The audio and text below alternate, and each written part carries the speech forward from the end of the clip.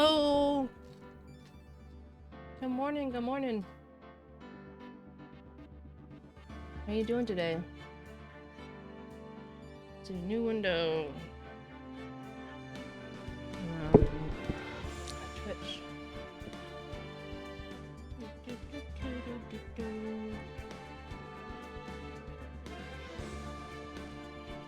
To think that the only reason why I caught you is because oh god. Oh god. Oh god. Oh god. Regrets. Okay, it's fixed. I was looking at my own thing by accident because I was trying to get to the stream manager and then it echoed. My apologies.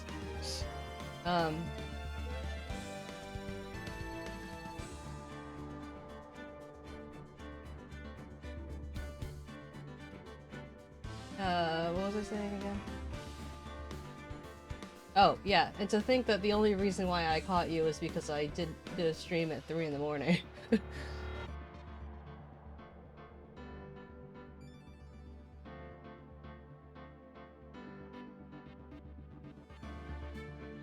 Okay. How are you doing today? You were asleep, but you were awake enough to find me somehow.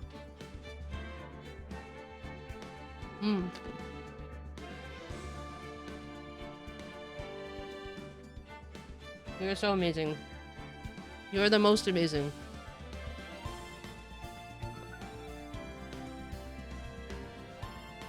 Oh, wait, sorry. You were saying that was your response to how you were doing.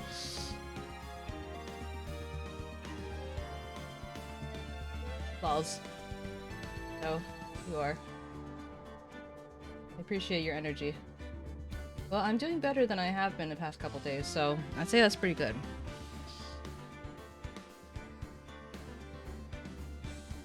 What the heck is that emoji? Or are those like, do you just alternate? Oh wow. I feel like you took time to put those in. I'm glad that you're glad.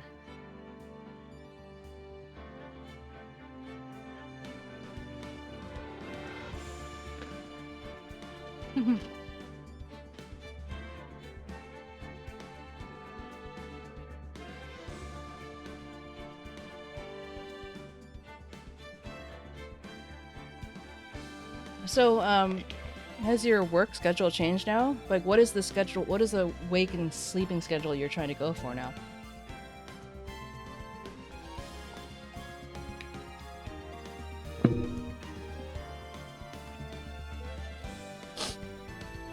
Looking everywhere. Okay.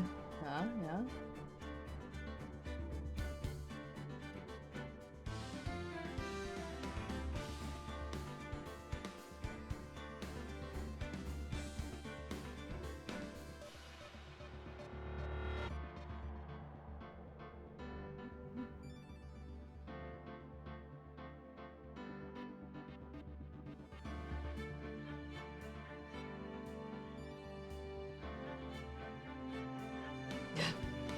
I mean, you don't know what time you want to wake up? Don't mind me, I'm just banning bots. Oh my god, you're wild.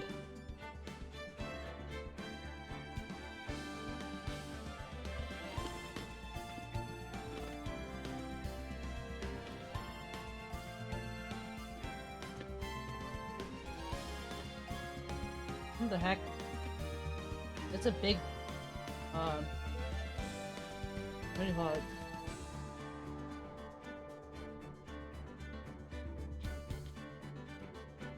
That sounds painful. You mean in the morning you get off at work like 7 or 10 in the morning, or at night, or what is it? Oh my god. What? You graveyard shift? Wait, no, you said AM. Wait, yeah, 7 AM to... What?! That's like 12 hours! Almost. Well, I guess that's 7 hours. I can't math! More than 12, what? How? That's not legal.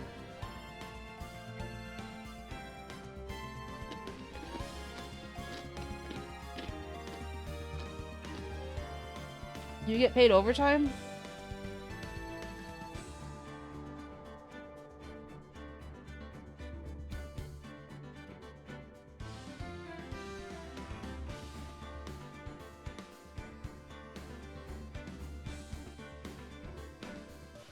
I hate to ask, but you do all this work. What do you put it towards?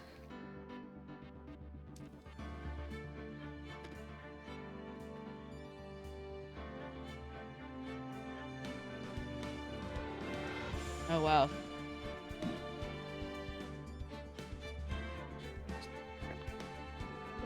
Family. Period. And energy.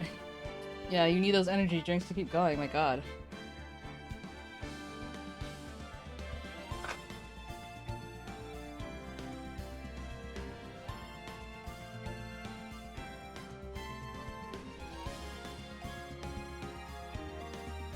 Wow, I admire you.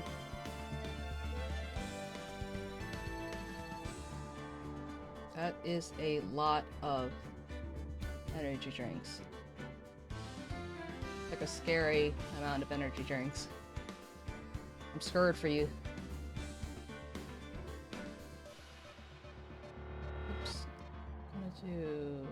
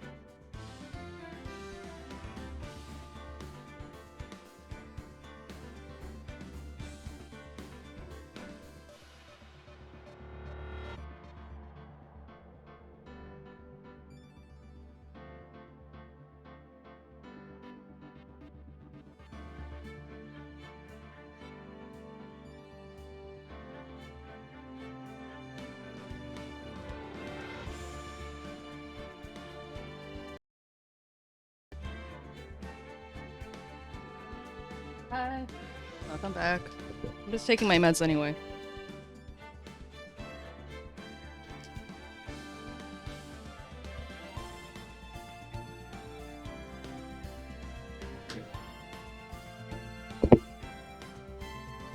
Yeah.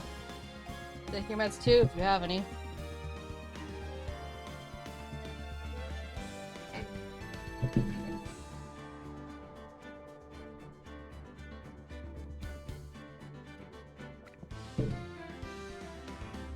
Why am I not surprised? Of all things for you to take meds for, that makes sense. Gosh. Take care of yourself, dude.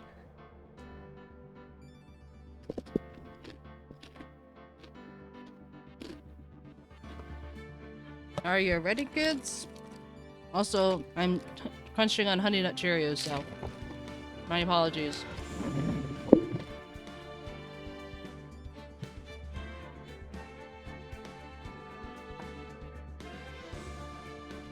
Well, I have this family-sized box.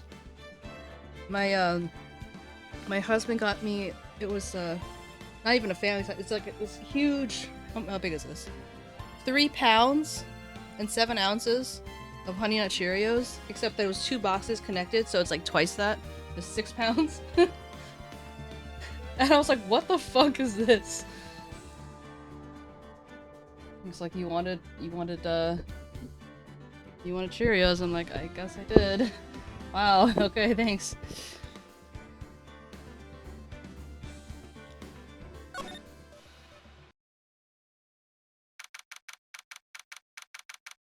December 27th, 10 a.m. District Court. Courtroom number 3. Never too much. Also, luckily it keeps, so during that time where I'm like, wow, I'm sick of Cheerios, I looked at the expiration date, and this was like a little while ago. It doesn't expire until the end of this year, so as long as I keep it sealed properly, then it'll be all good. The courtroom is now in session for the trial of Mr. Miles Edgeworth. The defense is ready, Your Honor. Very well, apparently the prosecution is also ready. Who is the judge here anyway? Mr. von 𝗟𝗏, your opening statement. Very well, no opening statement, so... Not so fast, Judge. I was taking a meaningful pause before speaking. In case you're wondering, I had a new person named Izzy come in, and they told me that that von 𝗟𝗏 had to have a British accent, so I had to whip out my very ever-changing male British accent again, so...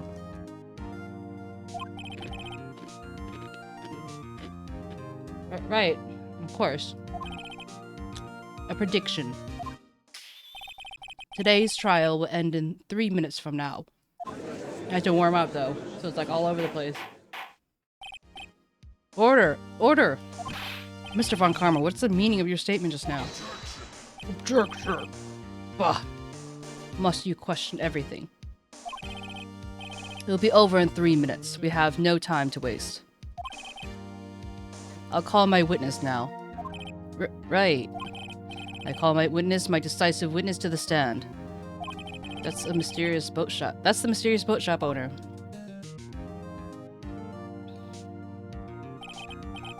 Witness, state your profession.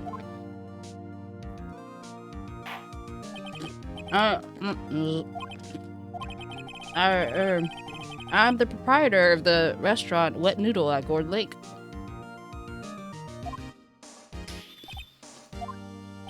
And I read boats. The night of the incidents, you were in the boat rental shop, correct?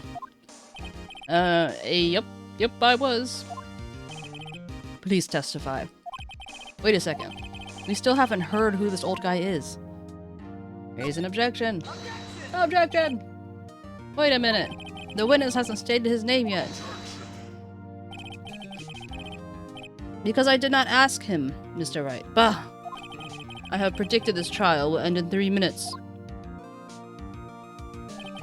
Stop asking trivial questions and cooperate. Hey,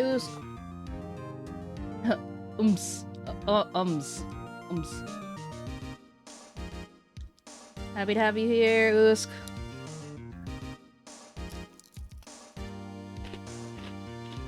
Are you working or something? Because I'll let you lurk as you requested. I'm just curious about how much you may or may not hear if you're just here to support, which is totally fine. Just curious.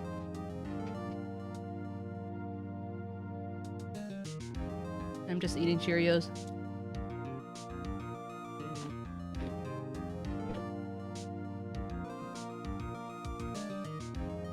Okay. Love to hear it. Thank you for your support. Work hard. We believe in you. Fighting. Stop asking trivial questions and cooperate. Yeah, right. The witness will state his name. He won't remember his name. Oops. I'm not really sure. Yep. What do you mean? My, memory, Your Honor. This witness does not remember anything beyond this witness does not remember anything beyond the last several years. Ergo, he cannot recall his own name. He can't recall, you say? Yes, but the incident in question took place 3 days ago. He can testify. Very well. Here's testimony then, shall we? Witness? As if that would ever, like, fly in real court.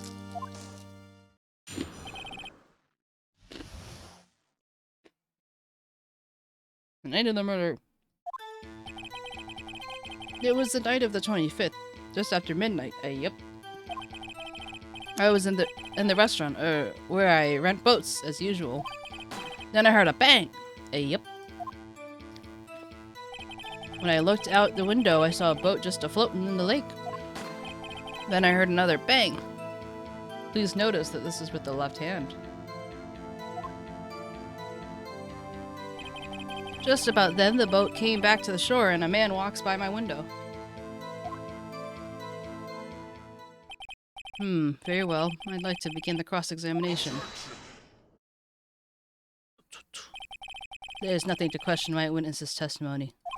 Ergo, there's no reason for cross-examination.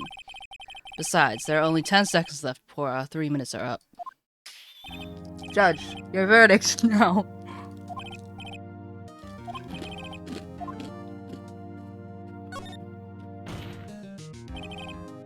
What are you saying? Of course I'll cross-examine the witness. Very well, you may begin. Ah! Excuse me, Mr. Von Karma? 3 minutes just passed.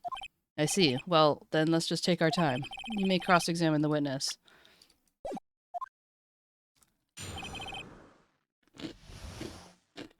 Time to press everything! Luckily his testimony wasn't very long.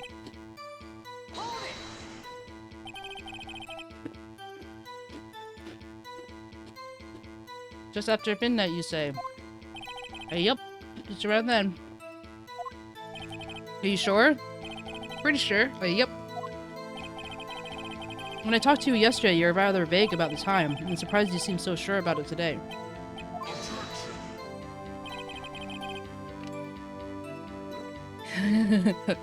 Crunch, crunch.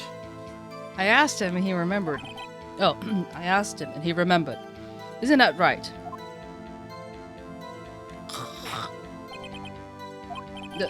Don't glare at me like that. I remembered it clearly. I did. Yep.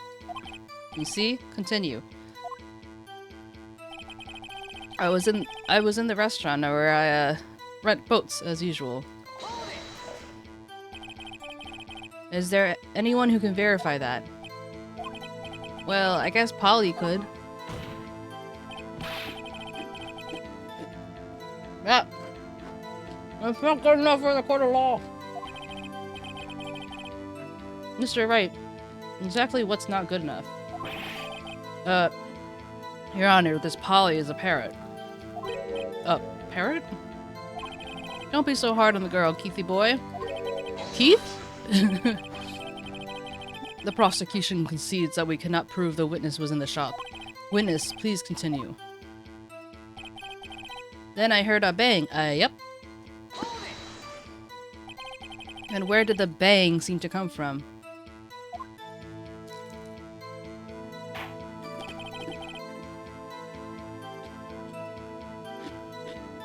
From the bank, I figure. Are you certain? Are you certain? Polly wants some Cheerios. Yep. Good. Continue. When I looked out at the window, I saw oh wait, wow. Oh. That was weird. Suddenly the old guy who has no memory just suddenly got a British accent. When I looked out the window, I saw a boat just floating in the lake. Oh wait, I'm supposed to press that.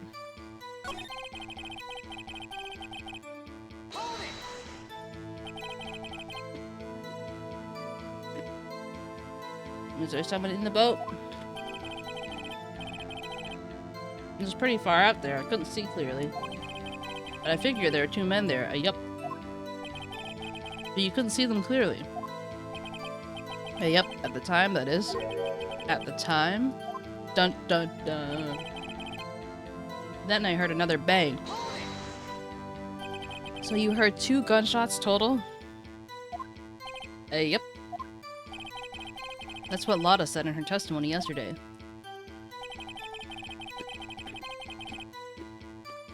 Just about then, the boat comes back to the shore, and their man walks by my window. By your window?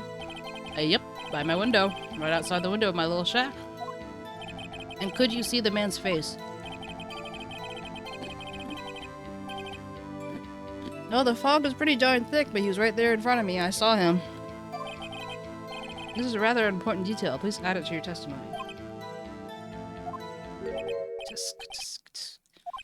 I have a bad feeling about this.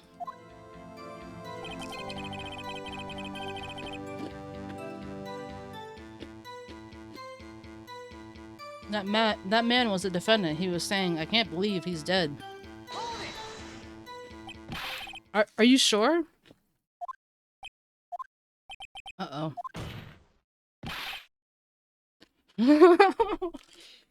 Dad! Dead certain, Keith. He said, "I can't believe he's dead," as he was walking by, too.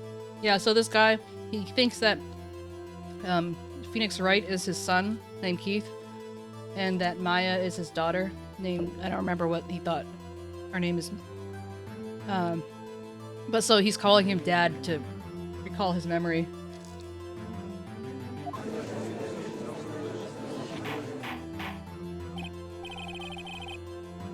Witness, are you sure that the person you saw was Miles Edgeworth? It was him! It was that Edgeworth boy!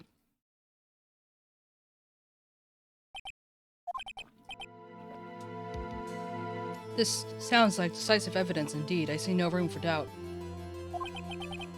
On Karma, he lured me into a cross-examining so he could set me up for a fall. Tisk.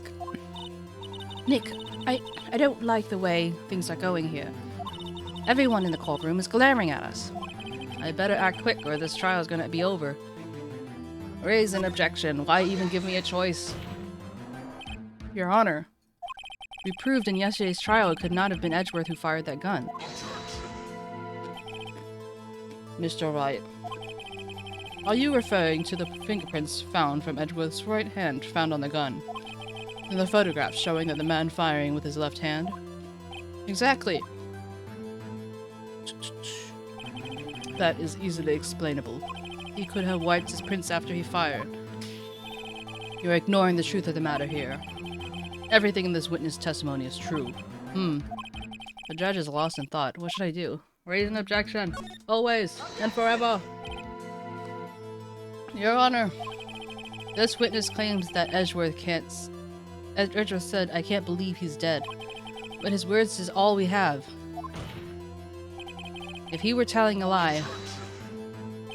Mr. Wright, in a courtroom of law, the evidence tells it all. Apparently, you have yet to realize this, even this basic fact. And you say his testimony is proof. Is a lie. Show us proof. Nick, do we have evidence? It's no good. There's nothing I can do. Are you sure? To be honest, I don't know what to do anymore. Okay. Am I soon? Please. Can you hear me, sis? Please. We need your help. Nick needs you. Tisk.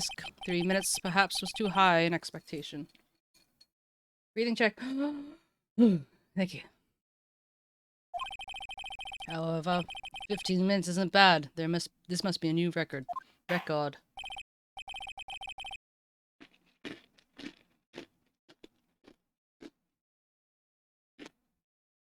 Enough! The witness may leave the stand. He's asleep. The court sees no reason for further prolong the trial. Nor is there any need more time to decide the case against the defendant. This case is extremely clear. I see no room for misinterpretation of the facts. What? No! This court finds the defendant, Mr. Miles Edgeworth, guilty. What? The accused was surrendered to the court immediately, to be held pending at trial at a higher court within a month from today's date. That is all. This court is adjourned. What? Wait!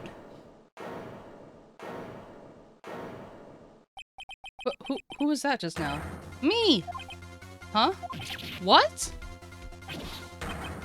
Larry? What are you doing here? Listen, you gotta listen to me. I was there in the park the night of the murder. I wasn't sure about it until just yesterday, but today I remembered it. Remembered what?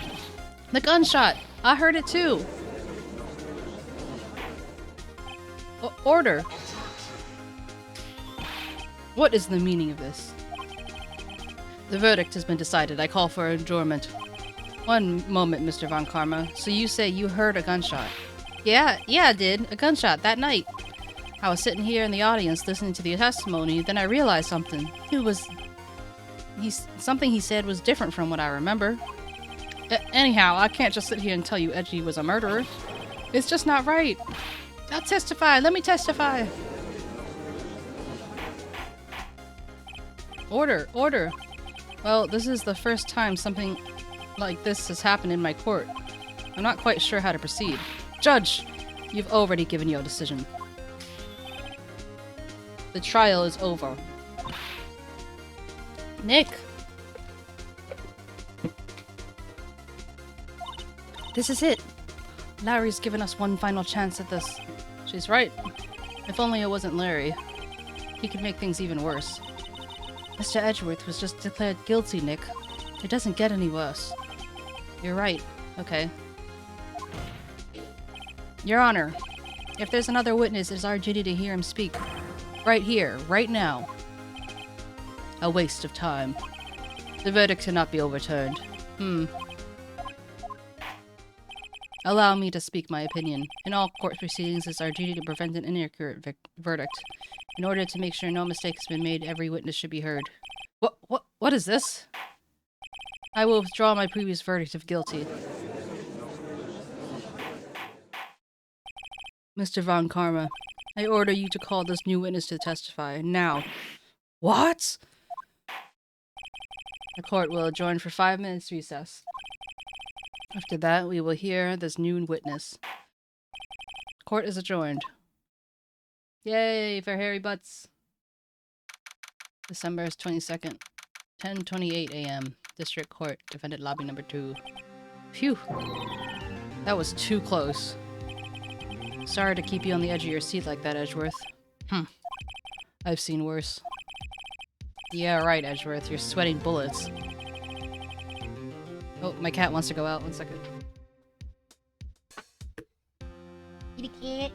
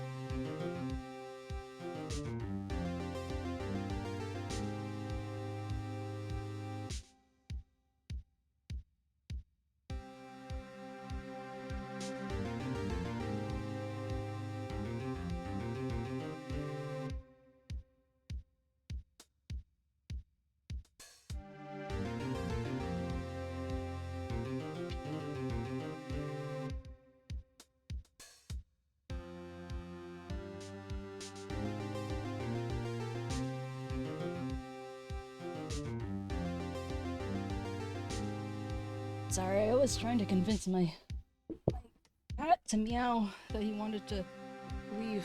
But instead he gave me a paw. I figured I shouldn't torture him more than necessary. I was just wondering what Larry plans to say in there.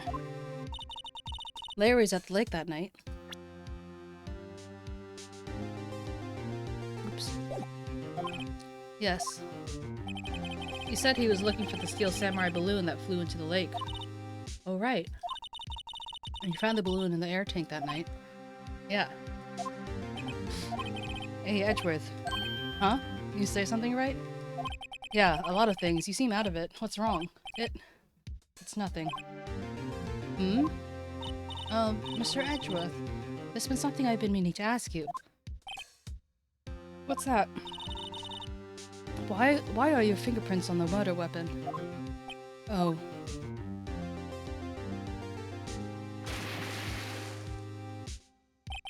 When he fell into the lake, I went into a daze. I couldn't understand what had happened. I couldn't think straight. Then I saw the pistol lying on the floor of the boat in front of me. I picked it up without thinking. I didn't have a reason, really. I see. Right. Yeah? This might be our chance. Our chance? 𝗟𝗏 has only ever run perfect trials. Perfect trials. Perfectly prepared witnesses, perfectly complete evidence. That's the secret to his success. This is the first time he's ever had to deal with something unexpected. He has to let someone else he hasn't even talked to testify before the court. And that someone is Larry. What are you getting at? It's likely his testimony will be full of holes, right? That's right, Nick. No 10-minute trial this time. We'll milk this one for all it's worth. Hey, it was 15 minutes. 15! Everything's on Larry now. December 27th, 10:30 a.m. 10:35 a.m. District Court number 3. Court is now back in session. Witness, please testify to the court about everything you saw on the night of December 24th. Right. Leave it to me. Please, Larry, don't mess this one up. I hate to admit it, but you're our last chance. 𝗟𝗏 didn't even have time to prepare his witness. I just hope Edgeworth is right about this being our big break.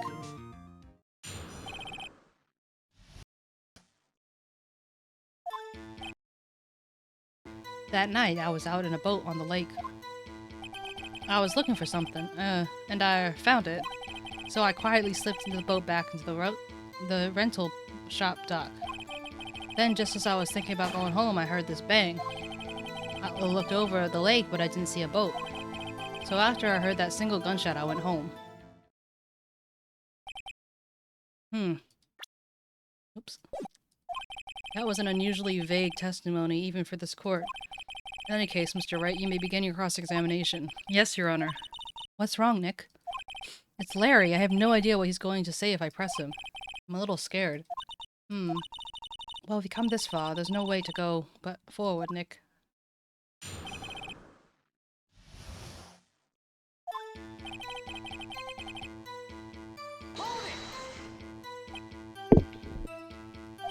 Something wrong, Mr. Wright? There were so many things wrong I don't even know where to begin. Well, okay. First of all, what time was it? Oh, it was after 11 when I went on the boat. By that time, everyone had gone home for the night. So I waited until the coast was clear, so to speak. And why were you out of the boat at such a late hour? I was looking for something, and I found it. Looking for something? Yeah, Mr. Butts, what was it that you were looking for? What this witness was searching for is irrelevant. Most likely he was hunting for this 𝗟𝗏. That's surprisingly close to the truth, in a sense. This is all irrelevant. Let's get it over with. So I quietly slipped in the boat back into the rental shop dock. Around what time was that? Let's see. I figure I was out there searching about an hour. I guess it was around 12, yeah. You're not sure? Hey, don't give me that face. I'm not some sort of human sundial, okay? People use watches these days, Larry. Just then, I was thinking about going home. I heard this bang.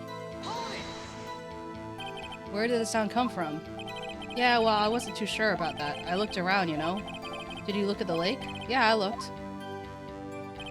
I looked over the lake, but I didn't see a boat. Wasn't there a boat in the lake? Order, order. Well, Mr. Butts? Whoa. Everybody just calm down, okay? I mean, it was real foggy that night. I'm not sure whether there was a boat out there or not. Oh, okay, no problem. That's just the most important part of this case. So after I heard that single gunshot, I went home. So you only heard one bang, correct? Yeah. Huh. Well, Nick? That was a pretty wishy-washy statement, wasn't it? I guess I should start working on the contradictions. Sorry. I wish I could be more help. I wish I could call my sister. That night I was out in the boat in the lake. Let's see.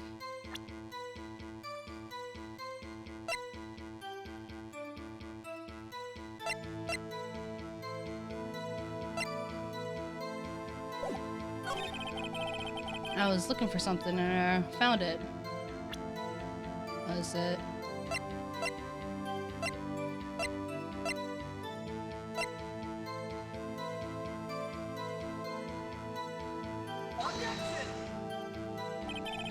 This evidence clearly reveals a contradiction. No! Don't get mad at me. I was talking about Gordy! Come on! I was looking for something and I found it. So I quietly slipped the boat back into the ship rental dock. Then, just as I was thinking about going home, I heard a bang. I looked over the lake, but I didn't see a boat. So after I heard that single gunshot, I went home.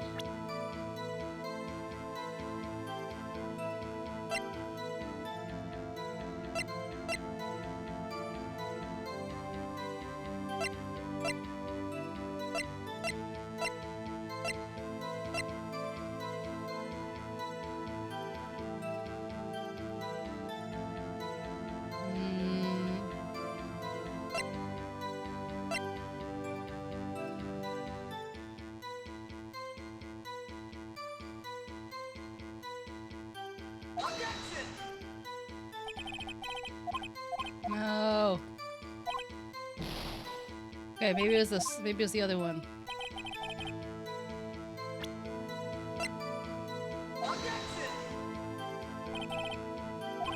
No. Oh crap. Okay.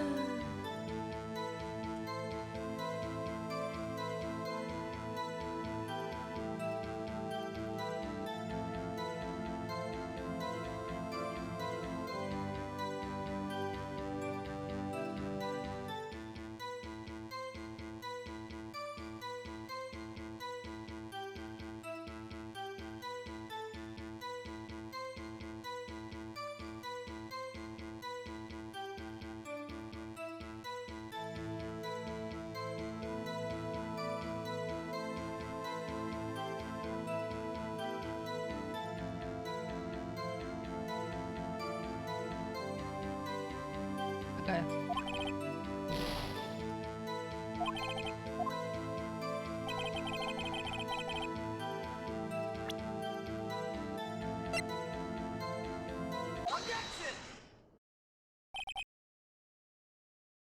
Wait a second, Larry. What? You only heard one bang? You're sure? That's what I said. But Miss Loudahart testified yesterday she heard 2 bangs. And the old man just now said the same thing. They both heard 2 gunshots that night. Huh? Were you even listening? Were you even paying attention to all that they said? Yo, Nick, please. Huh? You know something's been bothering me. I'm a witness, see? Or I'm like a customer here, so you gotta treat me nice and stuff, okay? Mr. Butts, what? You only heard 1 gunshot, are you sure? Let's tell you the truth, I'm not sure. Huh? Not sure? How could you not be sure? Yeah, well, I might have missed the other gunshot. I was, listening to something else. Something else? My radio, dude, with my headphones. What?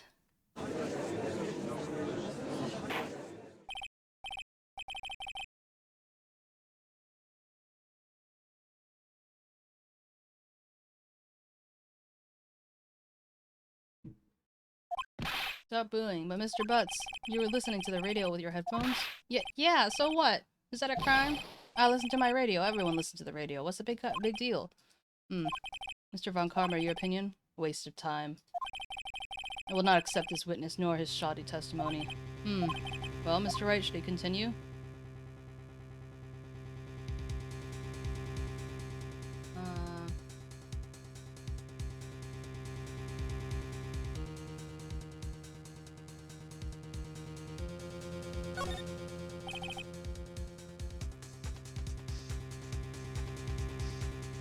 Your Honor, please allow this witness to continue this testimony. Bah! Nothing is more pitiful than a lawyer who doesn't know when he's lost. Very well, Mr. Butts. Please give your testimony and be sure to give all the details like your radio. Right, leave it to me. I wouldn't if there were any other way out of this, believe me. What Larry heard. It's lonely. Being alone on Christmas Eve. That's why I was listening to an all-request radio show, you see? I was listening to it real booming loud like, but I was sure I heard that gunshot. I remember exactly when the DJ was saying I heard it too.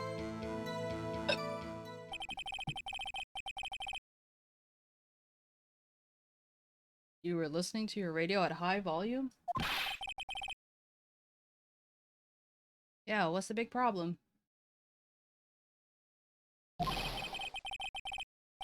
Can't a man listen to his radio in peace? Isn't this a free country? I truly believe Larry has no idea what the problem is here.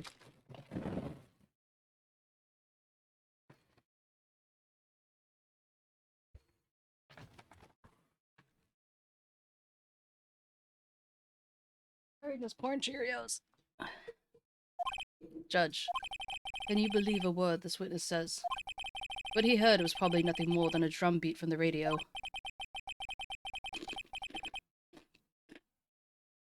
True enough, it's difficult to believe this testimony.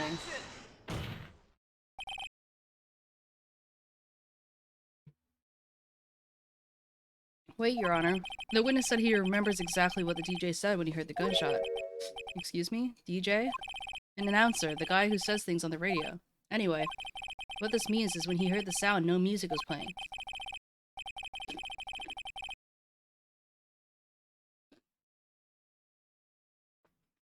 The DJ only talks between songs, so he could have heard the gunshot from the lake. I'd like to cross-examine the witness, Your Honor. But very well, Mr. Wright. I can't believe I'm continuing this charade.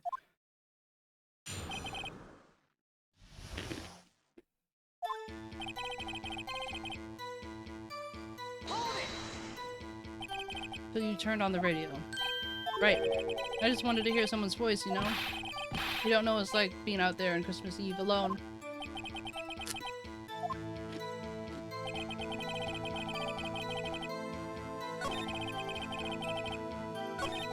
I'm sure I heard a gunshot. I remember exactly what the DJ was saying, too.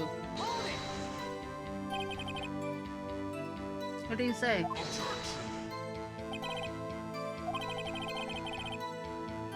Please cease these pointless questions.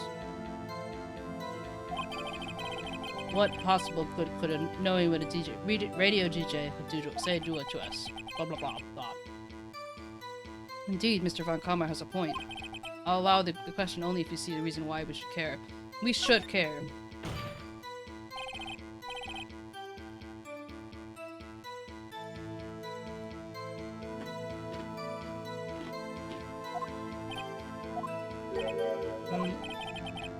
Now how do you know if we don't ask, Fine, very well. Mr. Butts, please testify to the court. What was it that the radio announcer said when you heard the gunshot? Just when you said, "Hey, it's almost Christmas," I heard the gunshot.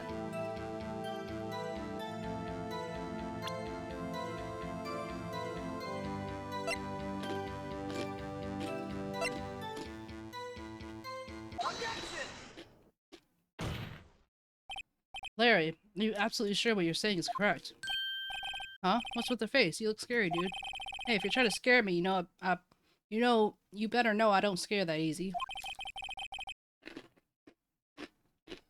Is there something the matter, Mr. Wright? Your Honor! Did you hear what the witness just said?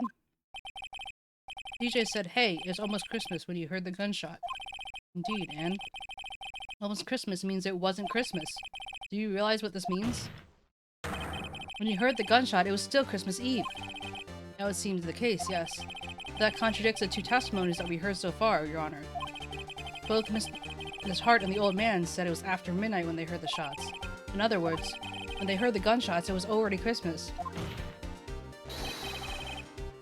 This is a clear contradiction, Your Honor.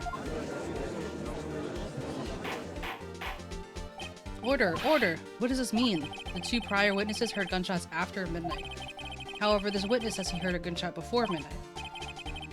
Judge, the answer is simple. The current witness is plainly mistaken. Just look at him. Suspicious. What? Well, Mr. Wright, what do you think about Mr. Butts' claim that you heard a gunshot before midnight?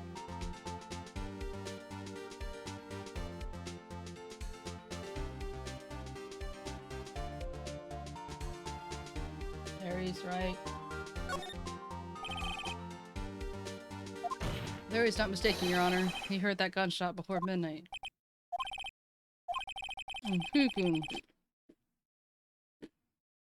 I'm sure you have evidence for this wild claim. I'm assuming you have evidence. Show me the evidence that there was a gunshot before midnight. A second leg photo.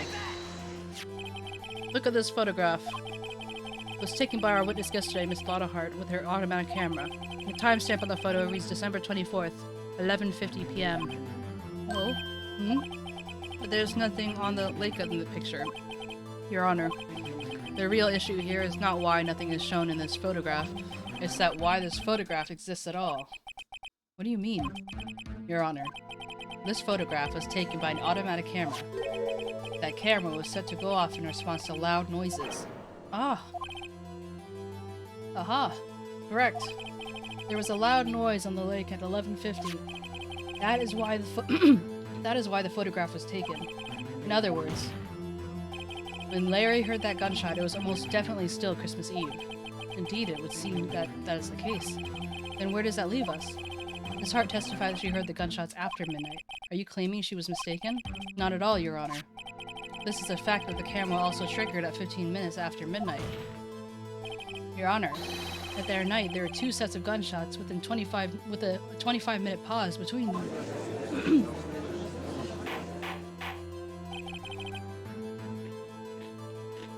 Why would this be? Don't be fooled, Judge. That camera was set to respond to loud noises. Yes? There's no proof that the loud noise at 11:50 was a gunshot. Why the witness could have sneezed and triggered the camera? Hey! My nose was clear that night, man. Clear. Well, Mr. Wright, there's no turning back now. Can you prove that the loud noise at 11:50 was indeed a gunshot?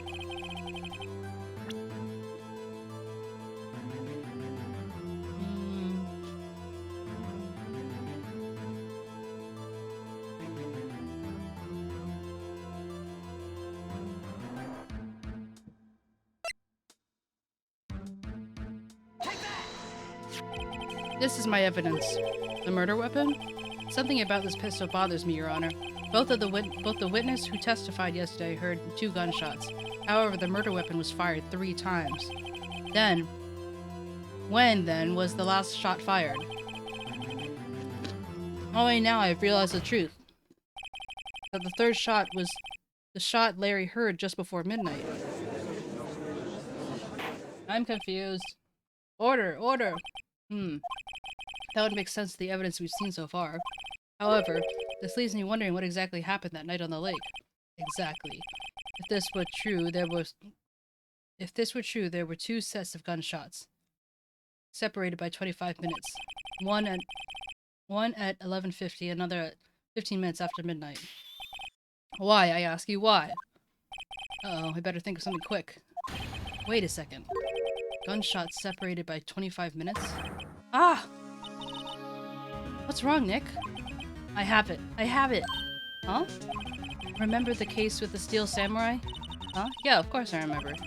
The murderer in this case had the same idea as the murderer in that case. What do you mean? Maya, yes? If we don't figure this out now, we'll never overturn 𝗟𝗶's guilty verdict. I've got a hunch, and I'm going to run with it. Right, I mean, is this safe? Safe? We've already gotten a guilty verdict. We have nothing to lose. You just watch and 𝗟𝗶, okay? Right, Nick. Your Honor. Yes, Mr. Wright. The testimony just now has cleared up this entire case.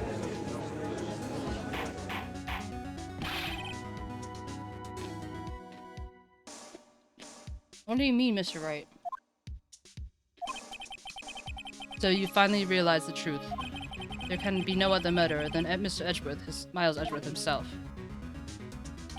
Wrong, Ms. Von Karma. A man who was shot that night, but it wasn't Edgeworth who did the shooting. Listen, rookie. Take a deep breath and consider the facts. At the time of the murder, one boat was on that lake. This was shown by the witness's photograph. The defendant, Edgeworth, and the victim, Robert Hammond, were on that boat.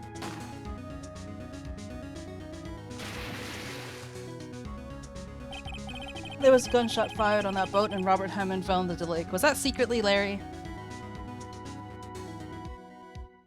Is that where we're getting at? That the Steel Samurai was the one who fell into the lake and had the gunshot because he was trying to. But why would he be doing that on the lake? Like he was looking for him.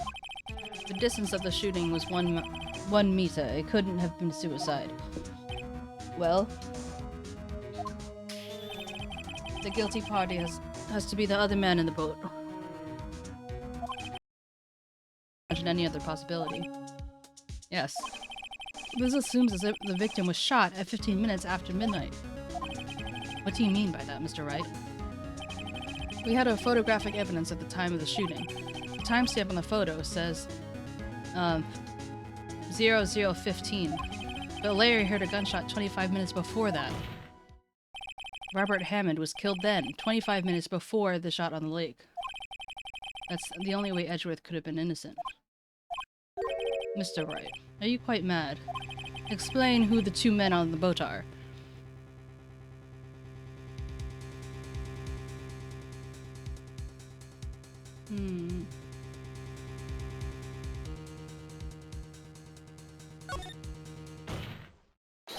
Of course, it was Edgeworth and the murderer. After the murderer killed Robert Hammond at 11:50, he assumed the guise of Mr. Hammond and met Edgeworth. What? Are you serious? Don't tell us why he went to the lake that night. However, I have a hunch. That night, Robert Hammond called Edgeworth to the lake. Now, Edgeworth didn't know that Robert Hammond's face that well. That's why he didn't suspect anything when the murderer took Robert Hammond's place. I'm not sure what to make of all this. Ludicrous! Mr. Wright, tell us the name of the murderer then. Murderer's name? Right, it's... I don't know.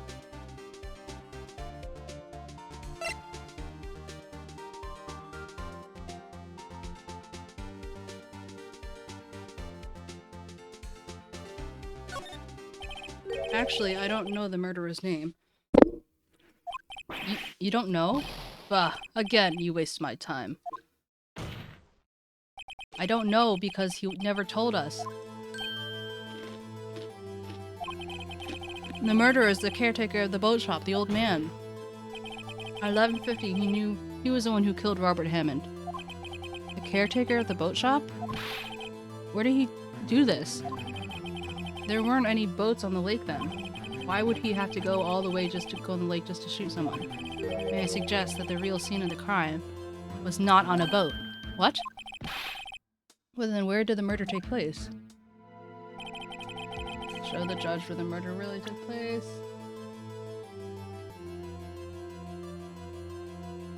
I think it's here.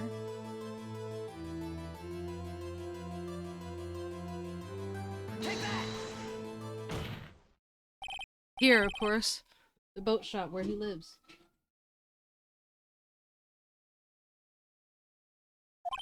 That way he could meet the victim without anyone seeing.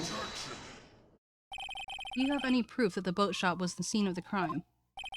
Recall Larry's testimony, if you will.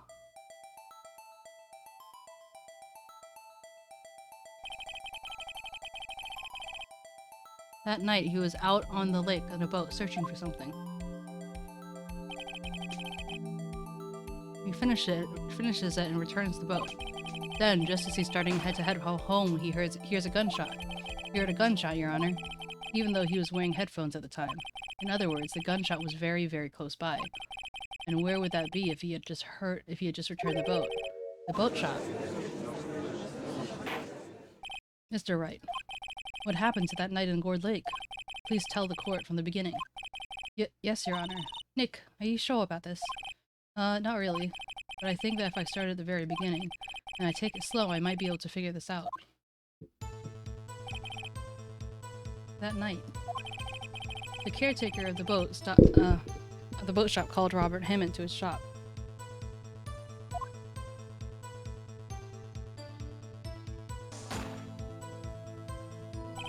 This was around 11:50.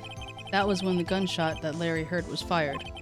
After that, the caretaker put on Robert Hammond's coat, and he became Robert Hammond. Then he got into the boat with Edgeworth, and went out to the middle of the lake. Then, who fired the pistol on the boat, Mr. Wright?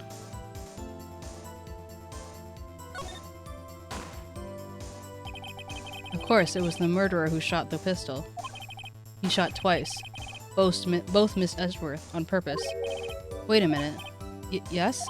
Why would he shoot twice if he didn't mean to hit anyone? Details. Know this, Mr. Wright. The moment you run out of explanations is the moment you lose. Tell us why the murderer had to fire twice. To create a witness. I believe he shot twice to create a witness, Your Honor. Create a witness? The murderer lifts his pistol and fires one shot. That ensures anyone who heard the shot would look at the lake. Indeed, Mr. Hart did exactly that after hearing the first shot. Next, the murderer waited just a little bit and he fires again. And then... the murderer jumps from the boat himself, leaving the pistol in the boat behind him. I see. To someone looking from the edge of the lake, it would appear that one of the men in the boat had shot the other. The murderer didn't know about the automatic camera, of course. That's why he shot twice to draw attention to the boat. Once you realize that, everything else falls into place. The boat shop caretaker swam back to his shop. Then he put on Mr. Hammond's wet coat back on the body, and threw the body into the lake. This is what happened, Your Honor. These are the events that transpired that night on Gourd Lake.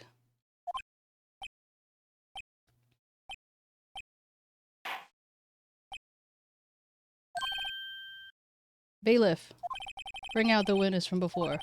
The boat shop caretaker, quickly.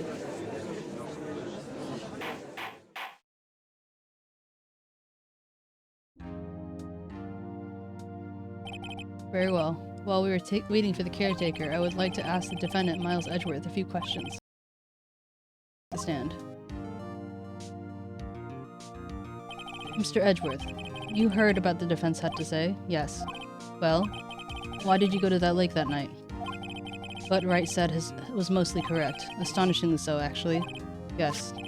Several days ago I received a letter. The letter was signed Robert Hammond. He asked me to come to the boat shop by the lake at midnight on Christmas Eve. He said he had something very important to discuss with me. Something important? I'm sorry, I cannot say what it was. Your Honor, sir. Bailiff, we're conducting a trial here. I ask that you remain quiet. The witness has disappeared. He isn't at the boat shop either. What? What should I do? Find him, quick! We cannot allow him to get away.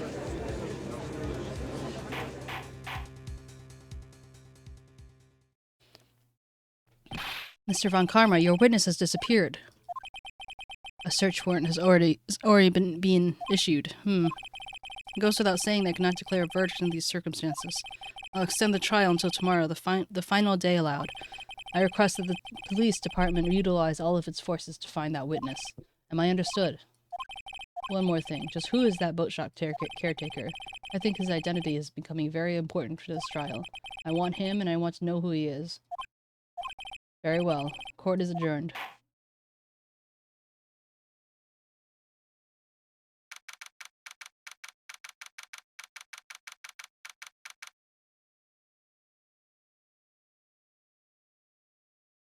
One second.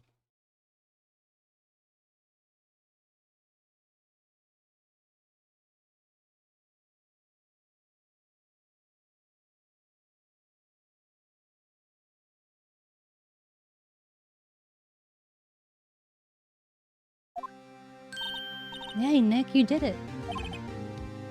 Yeah. Well, at least we got out from under that guilty verdict. What about Larry? That was something else. Even von Karma didn't know what to do with his testimony. Larry really helped us out. Sure, once I sifted through his unique testimony. Still, he did save us. I just wish our cases weren't so down to the wire all the time.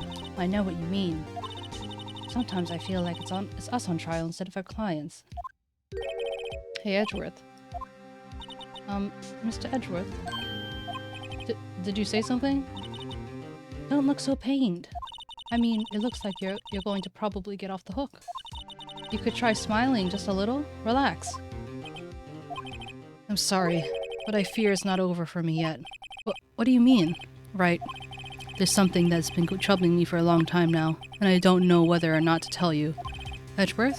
No, there's so little time left. I want to tell you to get it off my chest, but... I can't make up my mind. What is it about, Edgeworth? It's a nightmare I've had. A memory of a crime that I committed. A crime you committed? A memory of a murder.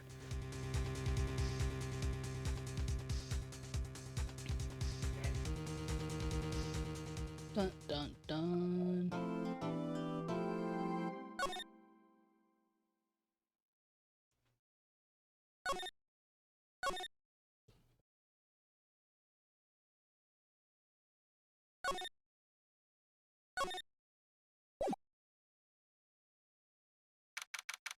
December 27th, 2:11 p.m. Wright offices and Co. Wright and Co. office. Wright and Co. law offices.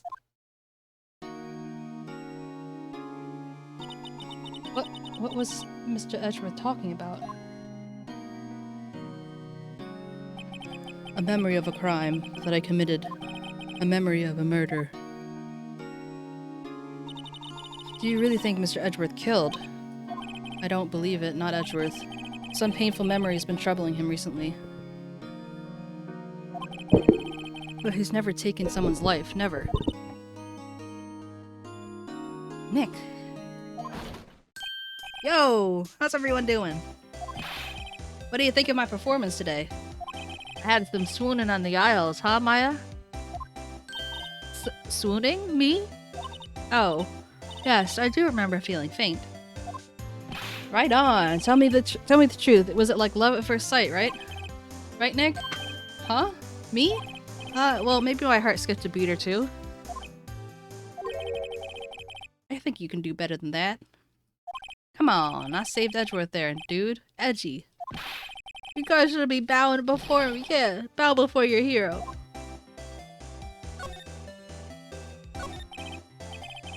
Larry, you really helped out in the trial today. You did.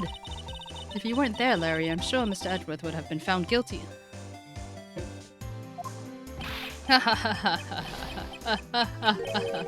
But seriously, Nick, that boat shop caretaker is pretty suspicious. But Edgy ain't off the hook yet. Way to spoil the mood, Larry. Hey, I'm just a guy sitting in the audience, you know? But from where I was sitting, Edgy seemed pretty edgy.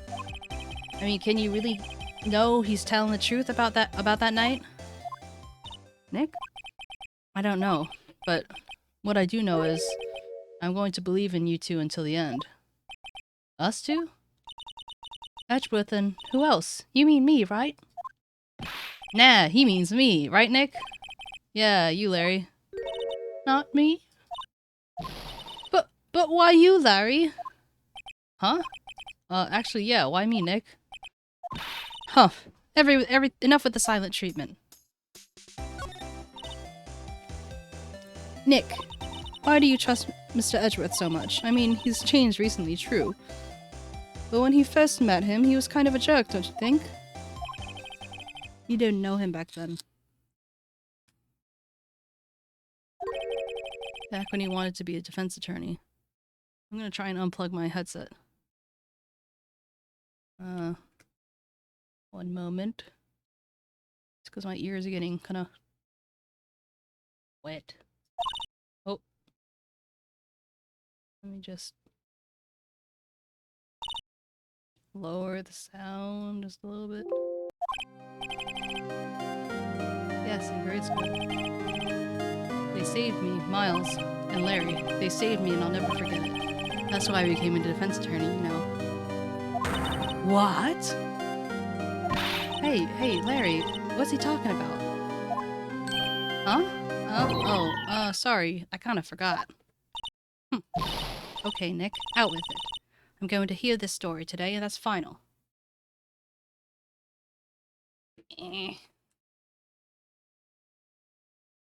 My body can't decide if it's hot or cold. Poor kitty. Kitty. Okay. It's kind of a long story, so hang in there. It was the very end of 3rd grade. I was on trial, a class trial. Class trial? You remember, Larry. Spring, end of 3rd grade. The kid in our class got his lunch money stolen. Lunch money? Our school was really small. Every month, kids for lunch for home. Huh, I see. Anyway, this kid's envelope disappeared, with $38 still inside. Oh yeah, now that you mention it, I do remember that. I can see why you'd forget, though. You were out of school that day. Anyway, the envelope had been stolen during PE class. I was coming down with a cold, so I skipped PE that day. I was the only one not in class. So, they thought it was you who did it. Yeah. The kid from class said I should be put on trial. Trial? So the next day we had a classroom trial with me as the defendant.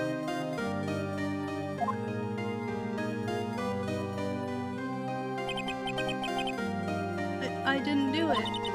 Guilty. He did it. Guilty. It was you. Give the money back. You're such a meanie. No one play with him. Just admit it. We're not gonna play with you anymore. Yeah, tell me about a race. Shouldn't be allowed to relay. It's a committee or give me back my 50 cents I lent you. Hey, did you rob that bank the other day? Now, Phoenix, you know you shouldn't steal people's money. It's not right. In the end, even the teacher thought I had done it. Go over and apologize, Phoenix. I didn't know what was happening. It was so sad. I was so sad I couldn't stop crying. Everyone was staring at me like I had done it. I tried to apologize and went to where the boy's money was stolen, but that's when it happened. Objection. He shouldn't have to apologize. The only thing that belongs in a trial is evidence.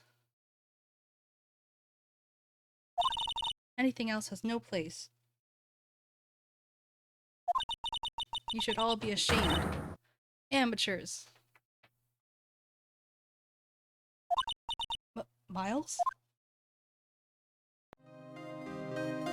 Baby Miles, it wasn't you who stole my money, was it? No? Then you shouldn't apologize. Everyone's been shouting you did it, but no one has any proof. That's why, Your Honor, this boy is innocent. But Miles, it was your money that was stolen. Yeah, he did it. He's the one. We don't need proof. Make him say he's sorry. Why do you all just shut up? This is always how it's done. Everyone ganging up and picking on one person. Just think about how he feels. He said he didn't do it, so he didn't do it. So then who did it? But I thought that he wasn't at school that day. Or is that the day that it got stolen? Very well, I will replace the money myself. This class trial is over. What kind of ending is that? That's how it happened. After that, the three of us were the best friends. Wow, I had no idea. Yeah, I had no idea either. I mean, I forgot. That's when I learned what it meant to be alone. Alright, just need to brush my hair real quick. I'm gonna be driven wild.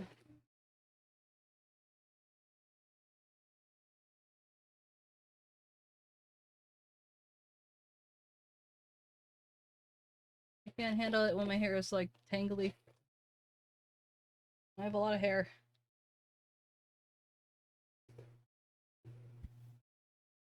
Priorities. Okay. Totally alone, without a friend in the world. You did a good thing, Larry.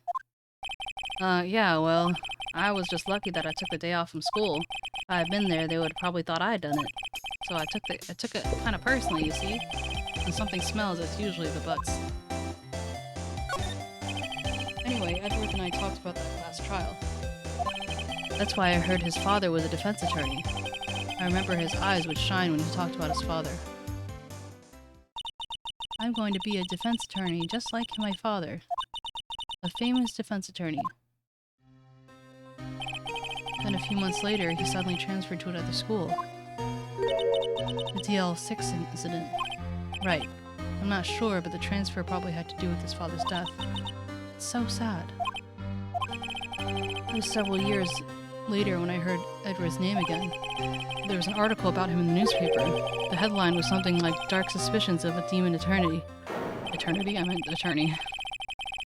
Fabricating evidence, manipulating testimonies, covering up facts. The article said he'd do anything to get a guilty verdict. Anything. But why? What happened? I mean, that's not the Edgy we used to know at all. That's what I thought too. I tried to get in touch with him I don't know how many times. He never replied. I guess he didn't want to see I guess he didn't want to see his old friends. I couldn't just drop it though. I wanted to meet him, to learn why he had become who he had become.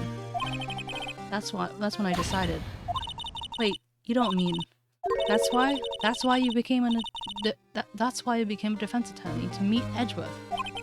If I was a defense attorney, I knew he'd have to meet me whether he wanted or not, in court. That's a bold thought. Bold assumption. Edgeworth believed in me, and I believe in him. He's in pain, and no one's on his side. I'm the only one who knows the real Edgeworth. I'm the only one who can help him. Whoa, Nick. So is that why you helped me out for free? Yes. I helped you because I believed in you. Except I don't remember saying that I'd do it for free. Anyway, oh, Nick. We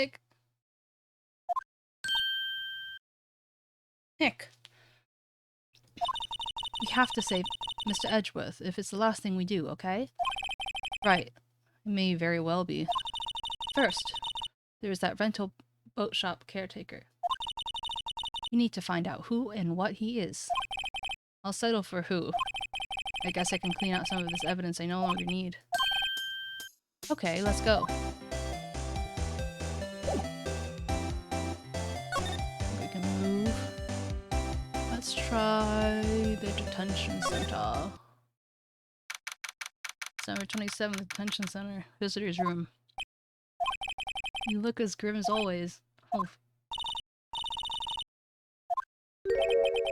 Mr. Edgeworth, I heard the story about the... You don't remember? No, I don't. Your lunch money was stolen, wasn't it? It was 3rd grade? Lunch money? Oh, right. Yes, I seem to remember something like that. Nick, I think you're the only one who really remembers. Well, it was probably really only mattered to me anyway. Mr. Edgeworth, you didn't know? That trial was the reason Nick became a defense attorney. Ridiculous. Gee, thanks.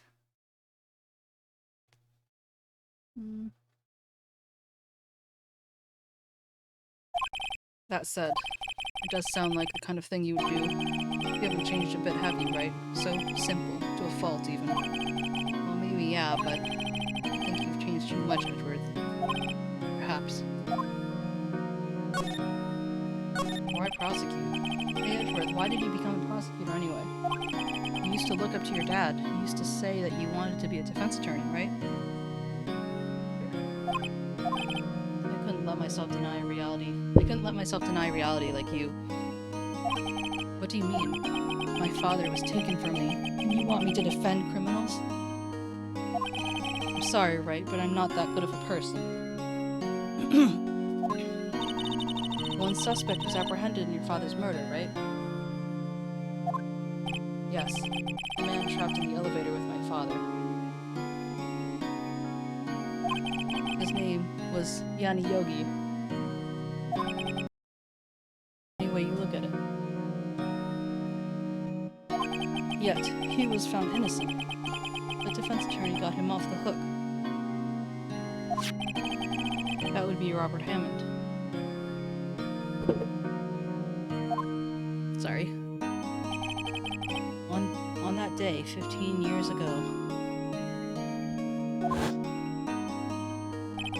the three of us were trapped in that elevator for 5 hours.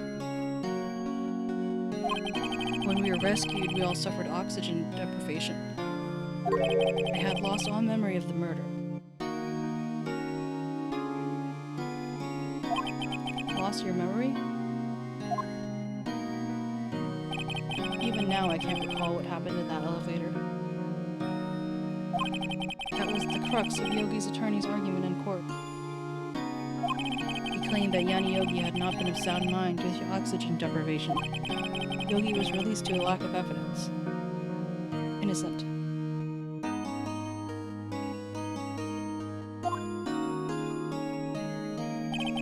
That's when I changed my mind. I started to hate defense attorneys.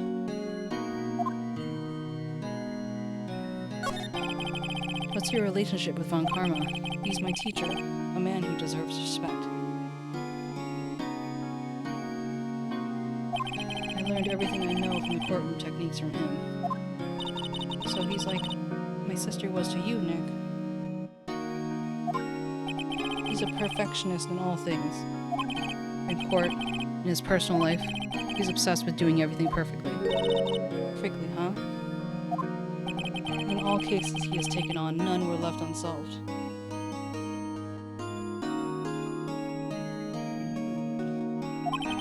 And not one suspect was declared innocent, ever. But that's... I know. It's possible that some of the suspects were indeed innocent. However, it's impossible for us to accurately determine that in every case. Sorry, I'm braiding my hair at the same time. All Von Karma does is his job to find the suspect guilty perfectly. In any case, it's nigh well impossible to find a weakness in him. Should a weakness appear, he will do anything in his power to make it go away. Edgeworth? What if what you're saying is true? You're heading for a guilty sentence tomorrow.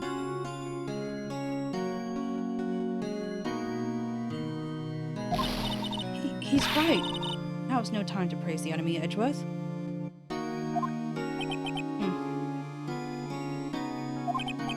It's a strange situation in which I find myself, I'll admit. No kidding.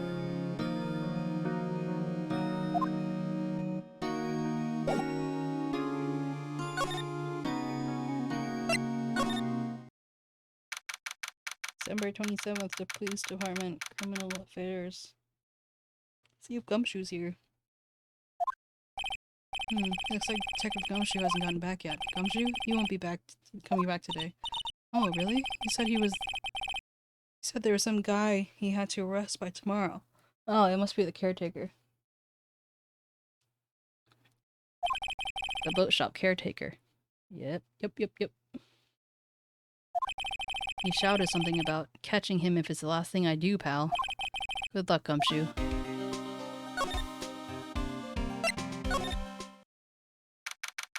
December 27th, Gordon Lake Park, entrance. Hey, pal, long time no see. Oh, Detective Gumshoe.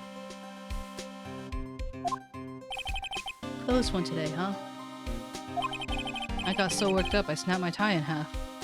What? How do you do that? Sorry about that. No problem, pal, but thanks to you, we now know who really did it. You mean the boat shop caretaker? Look, I'll make you a promise. I'll have that scoundrel in my custody by trial time tomorrow. Dun dun dun. Just finishing a braid. Dun dun dun dun dun. Dun dun dun dun dun dun.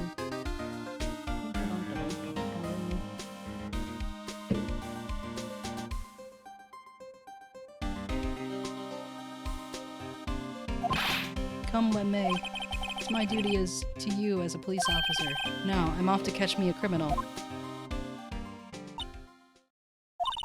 Detective Gumshoe sure is active today. Oh, and one other thing. Beep!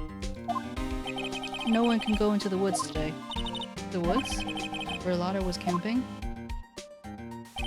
The woods are off limits to camping, and apparently a park ranger found out. He got pretty mad. No one can go in for a while. I guess Lotta's in a lot of trouble.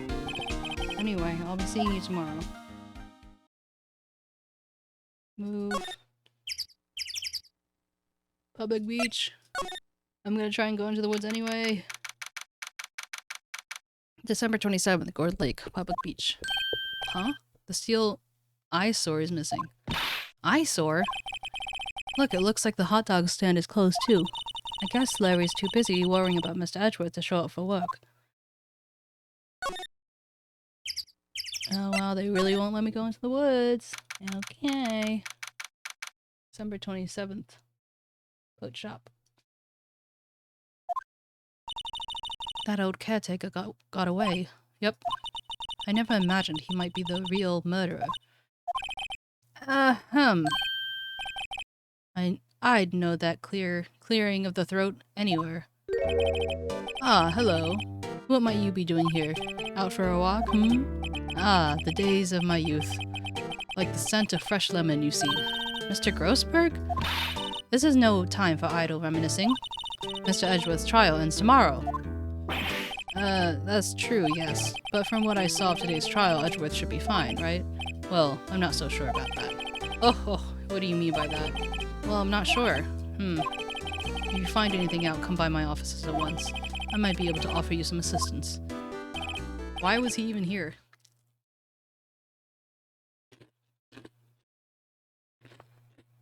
Thanks, bye.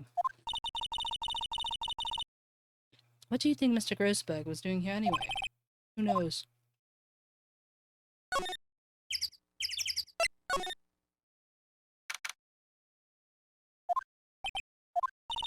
No one's home. Hello. Squawk. Hey, it's Polly. I wonder where your owner's gone, Polly. Hello. Squawk. I can't believe he's run off and left his poor parrot to fend for herself. Hello. Squawk.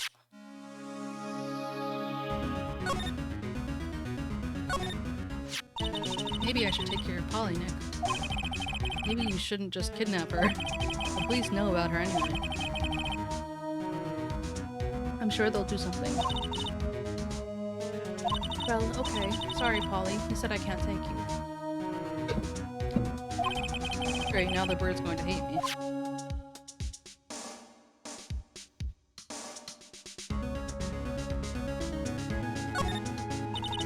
Doesn't look like he used the kitchen much.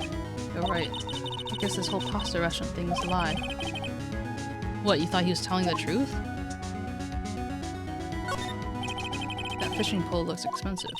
Maybe we should bring it to Detective Gumshoe. Don't you think the caretaker would mind?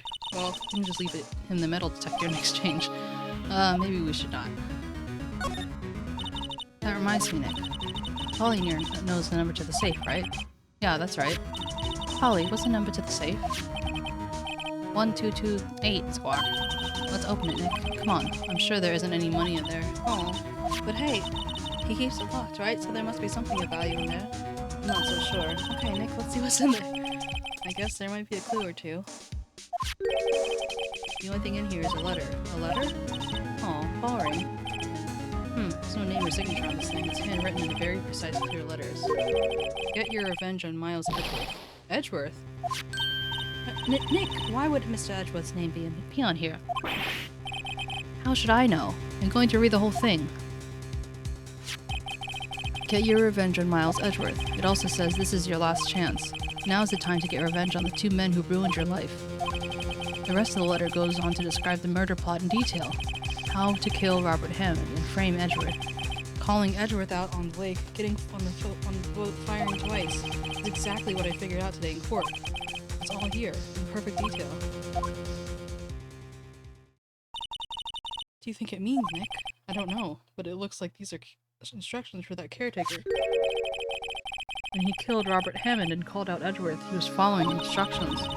Who could have written that letter? And What does that mean to get revenge on Miles Edgeworth? Look, I don't know, okay? But one thing's for certain.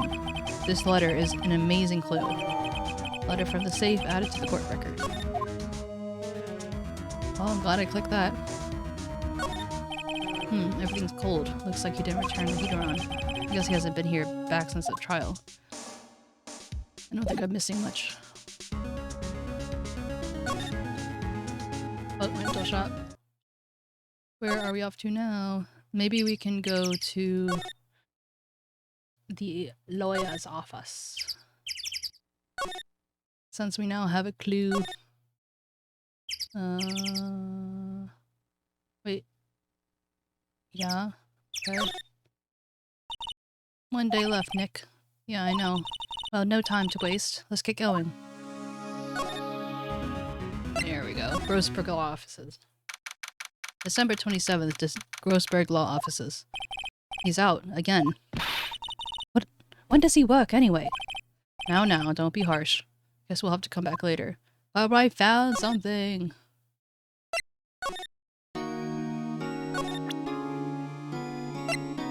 Look at this letter. Present. Edgeworth. See this letter? This came out of the safe in the shack where that boat rental guy, road rental caretaker lives. I see. Revenge on me? Who is that old guy anyway? I don't remember. Could he be an innocent defendant that you got declared guilty or something? Nice, right. But I don't remember that old man, not at all. So he was following this letter then, which means there was someone else behind it. Now's the time to get revenge on the 2 men who ruined your life. 2 men, meaning myself and Robert Hammond. It also says this is your last chance. Last chance. But wait, maybe he's talking about the statute of limitations on the DL6 incident. Wait, that old man. What is it? What, do you know who he is? Yogi. Could he be Yogi? Yogi? The suspect in the DL6 incident, the one who was found innocent. Dun, dun, dun. Yanni Yogi was a court bailiff at the time. We just happened to be in that elevator together 15 years ago.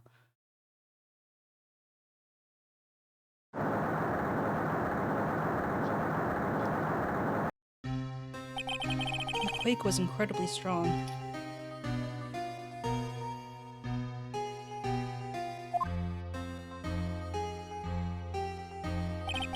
Before I knew it, everything was dark. We were there for so long, it felt like forever. The air thinned and the darkness closed in on us in that little box. We became unsettled. Help! I can't breathe! Quiet! I said quiet. You're not making this any easier. I want to get out. Help! Help! Get us out! Don't shout. You're using up more oxygen.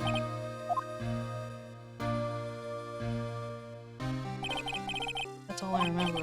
When I came to, I was in a hospital bed staring up at the ceiling. In court, Yanni Yogi's mental condition was called into question. He claimed the oxygen deprivation and stress had caused temporary insanity.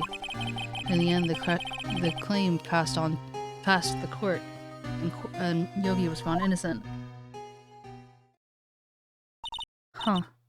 But isn't that strange? This letter tells him to get revenge on Edgeworth. Why would he want to take revenge on you? Right, yes? There's something that's been troubling me these last few days. I didn't know whether I should tell you. You meant the nightmare? It's a nightmare I've been having. A memory of a crime that I committed. A crime you committed? A memory of murder. I think the time has come to tell all. The last 15 years I had the same dream almost every night. I wake up in a fearful sweat every time. What kind of dream? It's a dream about my father's killing in the dark. Help! I can't breathe! Quiet! I said quiet! You're not making this any easier. I want to get out! Help! Get us out! Don't shout! You're using up more oxygen. I can't breathe! You're using up my air. What? Stop breathing my air! I'll stop you. Ah! What are you? Stop breathing my air! No, father! He's attacking father. Then I see the pistol lying by my feet. I don't know if it was evidence from that day at court or the bailiffs.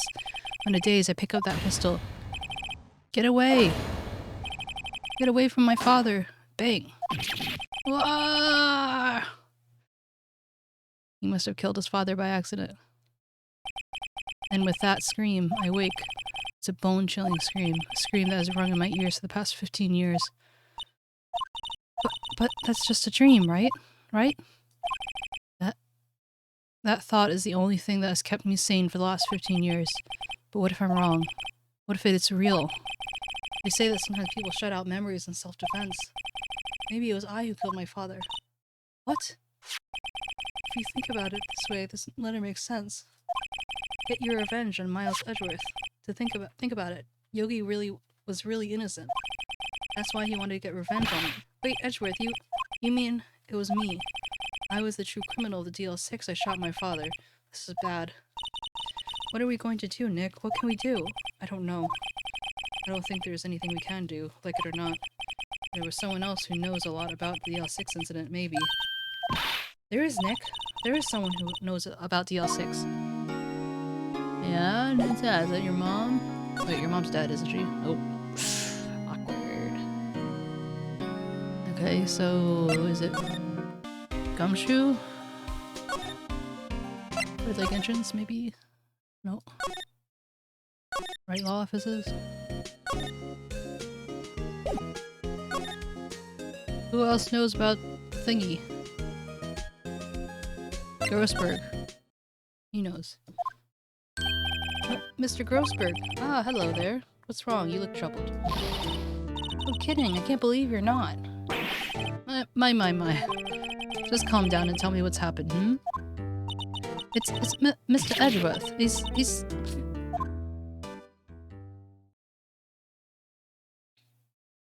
I see. So Edgeworth dreamt that he shot his own father. But it's only a dream. Only a dream. I wonder... What? If that's the case, then why do you two look so troubled, hmm? But, well... Also consider this. Yogi quite certainly holds a deep grudge against Miles Edgeworth. So deep that he wants to frame him for murder. This leads me to surmise that Mr. Edgeworth's dream was not a dream, it was real, as you imagined. Miles Edgeworth threw the pistol to save his father. The pistol fired, and the deed was done. No! I don't believe it. Yogi was suspected of murder and his career as bailiff was irrevocably wrecked. Thus he sought revenge on Miles Edgeworth. This was his last chance, of course, with the statute of limitations so close.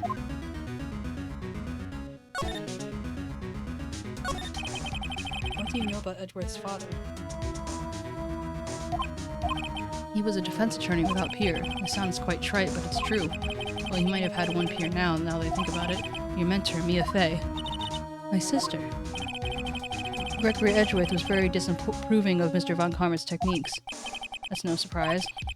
Von Karma is an extreme man. Forging testimonies and evidence are nothing to him. The result, he has a perfect win record in court. To beat him, Gregory Edgeworth tried to call attention to his methods. And? He lost. And died in despair, as it were. I see. When Gregory Edgeworth was killed, the police called on a spirit medium. That was your mother, Miss Buffet. I am Gregory Edgeworth. I have been killed. The one who shot me was the bailiff, Yanni Yogi. Yet Yanni was found innocent. That's when my mother left us. Everyone called her a fraud. That's right, everyone thought she was, you see. Yet, now I think about it, it seems that the one who lied was Gregory Edgeworth's ghost. Gregory Edgeworth must have known it was who had shot him. I don't believe it. So you're saying he falsified his testimony? That Edgeworth's dad lied to protect his son? That's the only possibility, mind you. But a possibility nonetheless. Oh my goodness.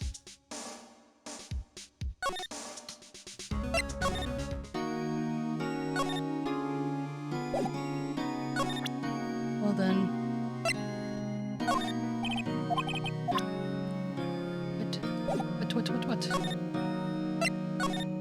What?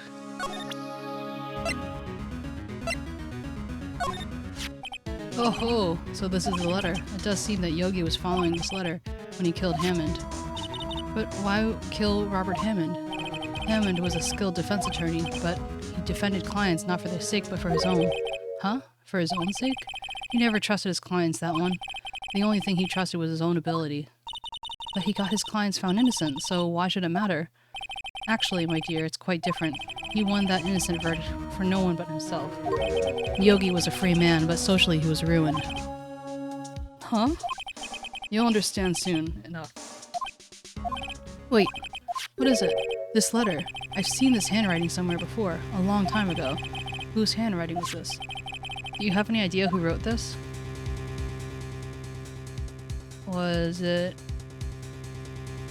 Manfred von Karma? Would it be von Karma? Von Karma? Why would he have something to do with this? Well, I'm totally not sure. Von Karma. Wait, you're right, my boy. This is Von Karma's handwriting, I'm sure of it. I used to see it all the time on court reports. What? But that means the one who killed Mr. Yogi was correct. Manfred von Karma himself. What does this mean then? Why would Von Karma want to frame Edgeworth?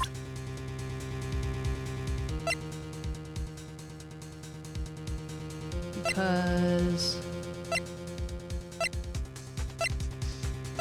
the dad wanted to prove him wrong. Oh.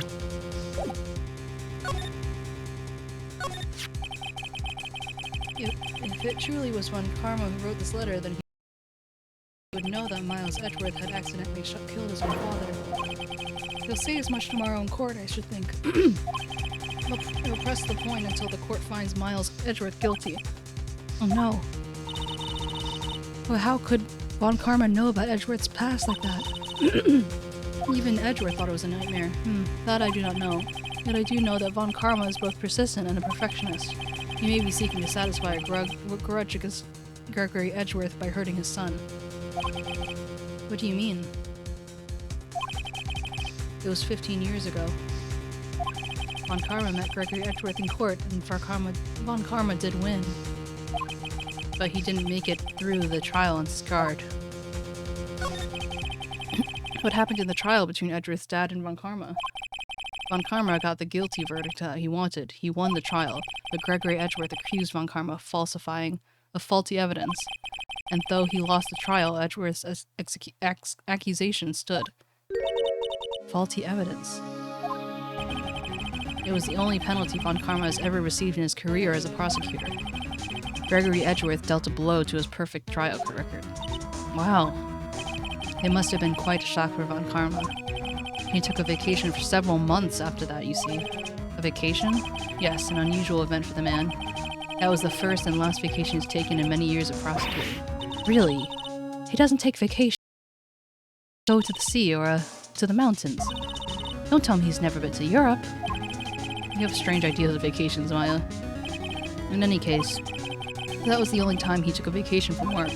I believe the penalty upset him quite a lot. Odd. If he wanted to keep a perfect record so badly, why would he take such a long vacation? What do we do, Nick? Von Karma is going to bring up DL6, you can bet on it. What if Edgeworth pleads guilty to DL6? I won't let him. Yes, Mr. Wright, I hate to say this, but even accidental murder is murder, you know. I know that. I just believe Edgeworth's innocence. I can't believe he'd kill someone. But Nick, Mr. Edgeworth admits it himself. His father must have lied to protect him from beyond the grave. I don't care. I know he's not guilty. Mr. Wright, if you say so, I suppose I could go and check again. The police files may hold something of interest. Mr. Grossberg, thank you. I can't promise anything. In fact, I think the chances of finding something are slim. I understand. The police materials, Let's go to the police.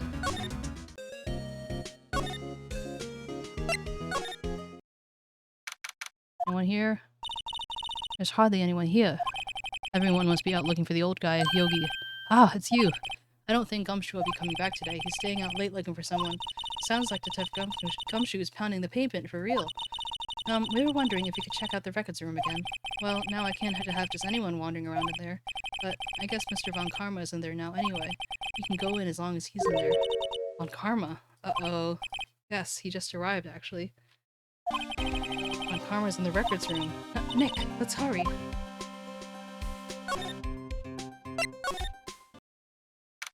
Detective 27. December 27th, Police Department Records Room. Nasty as always. We were only here just yesterday. I'm sure they haven't had time to clean. What's wrong, Nick?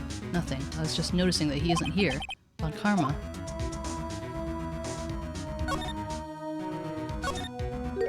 Huh? One of the drawers here is open. Someone must have been looking in here recently. The label says unsolved cases, evidence. Unsolved cases? Nick! The file for DL6 is completely empty. What? What are you doing in here? Eek! Von Karma! You! How do you know my name? Huh? Have we met? What are you saying? We see each other every day, don't we? We're Miles Edgeworth's defense team. Defense team? I beg your pardon. You do. I rarely remember defense attorneys. They're like bugs to me, needless things to be crushed. I can see how this guy was Edgeworth's mentor.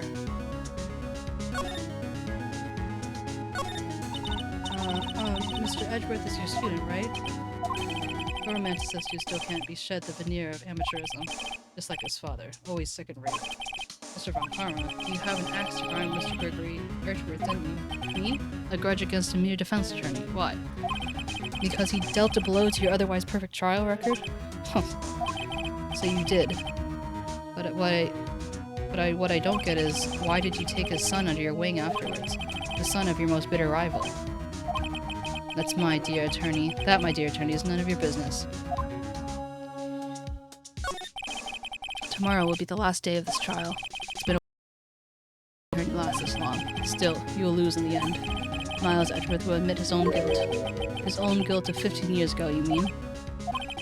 You're quite the researcher. You've done your homework so well, then certainly you must understand.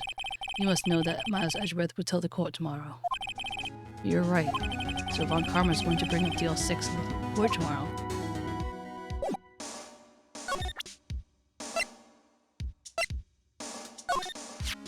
Mr. Von Karma, have a look at this. This was you, wasn't it? You instructed Yanni Yogi to commit murder. Yanni Yogi. How many years has it been since I've heard him call?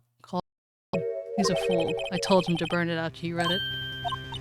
So you admit it. You wrote Mr. Yogi this letter. Yes, my dear defense attorney. Thank you for taking the trouble to bring it to me. You've saved me a lot of needless hassle. What? Nick, what's that thing? A stun gun. For self-defense, usually. Indeed. 600,000 volts will course through your body like a dog touching an electric fence. 600,000? Oh, don't worry. People don't die from it, usually.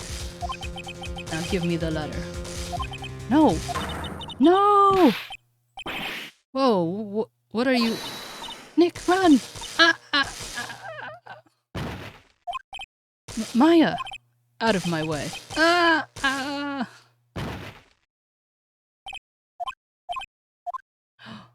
No. Oh no. Oh, he got us. The letter's gone, of course, and he took the DL6 evidence, all of it, back to having no clues. Wait, Maya jumped first. Maya, is she okay? Maya? Maya, open your eyes. Maya. The letter. Did he take it? Huh? Oh, yeah, are you okay? I couldn't stop him. I jumped as fast as I could, but one shot from that thing knocked me out cold. I'm useless. I'm no good as a lawyer or a medium. I can't even call my sister. Even now, when we need her the most, I wish I hadn't woken up at all. Oh, Maya. Maya! There has to be some way I can help her. I better do something about her self-confidence first. Huh? Maya, she's holding something. What's that, a bullet? DL6 incident, evidence number 7, taken from the heart of Gregory Edgeworth. I remember. Von Karma was holding this when Mayo jumped him. EL6 bullet stashed in the pocket. Ah, is this the third? Is this the first bullet and then they use the same gun to shoot this second? Third. You're most definitely not useless. I'll prove it to you in court tomorrow. He continued.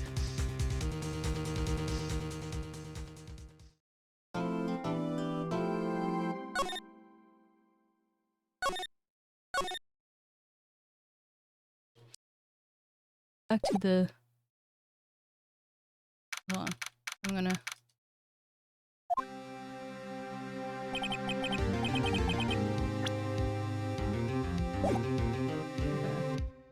I am going to take 5 to 10 minutes, just take a quick shower because I'm dying. I will be right back. Don't move!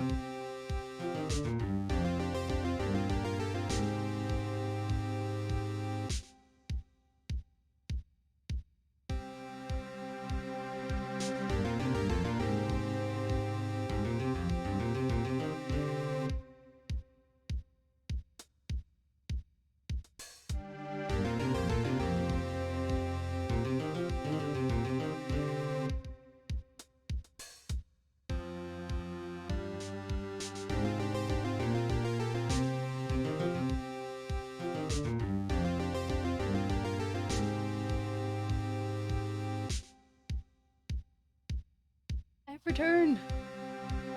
Hopefully it didn't take too long. Oh, the camera turned off. Why?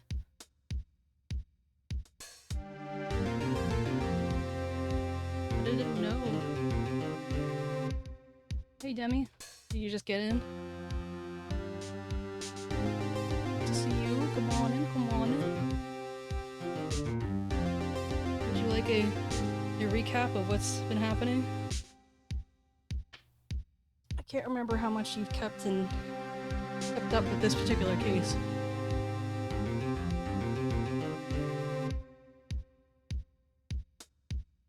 Wait.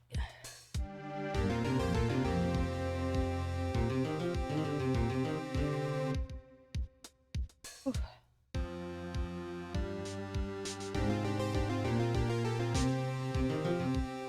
We're still trying to save 𝗟𝗶H𝗀𝘀,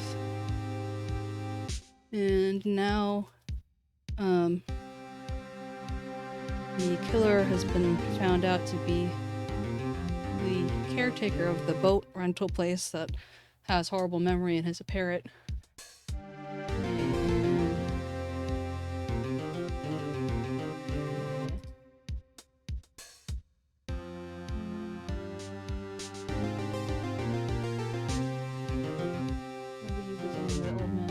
So it turns out the old man is 𝗟𝗶𝗀𝘀. He's the third person who I don't know if you remember the DL6 incident, but the DL6 incident was basically where Miles Edgeworth's father died.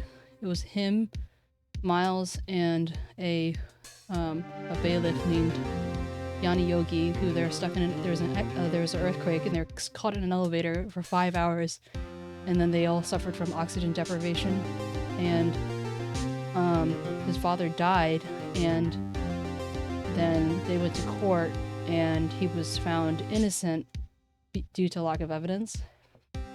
And the police had used a spirit medium to contact Gregory to find out who did it, and that spirit medium was also Maya Faye's mother, and so they told. So once he was found not innocent, I mean, now that since he was found innocent, she was considered a fraud and all that stuff, and she just left. But it turns out that Edgeworth has this nightmare that he's the one who killed his father. Like Yanni was starting to was going insane. He's like, "Why are you stealing my air?" Like, because the dad is like, "Don't, you're using up our oxygen." And he's like, "Why are you using up my air?" Blah blah blah. So then, in defense of his father, baby Miles Edgeworth took a gun and like threw it at him. Except that in throwing it at him, the gun went off and killed his father. And he's been having that nightmare for the last 15 years. And he's like, "Well, what if that really was it?" Yeah. And so how this all played out was that 𝗏𝗏𝗀𝗀, the totally crazed prosecutor who was the mentor of Miles, he wrote a letter to the caregiver who was actually 𝗟𝗶𝗀𝘀, and said, like, this is your last chance to get your revenge on Miles Edgeworth and Robert Hammonds. Because Robert Hammonds was his defense attorney, and he found him innocent, but he did it for his own purposes, not for his clients. So 𝗟𝗶𝗀𝘀's social reputation was completely trashed, and he was unable to remain a bailiff and like all that stuff. So he's like, "Oh, I gotta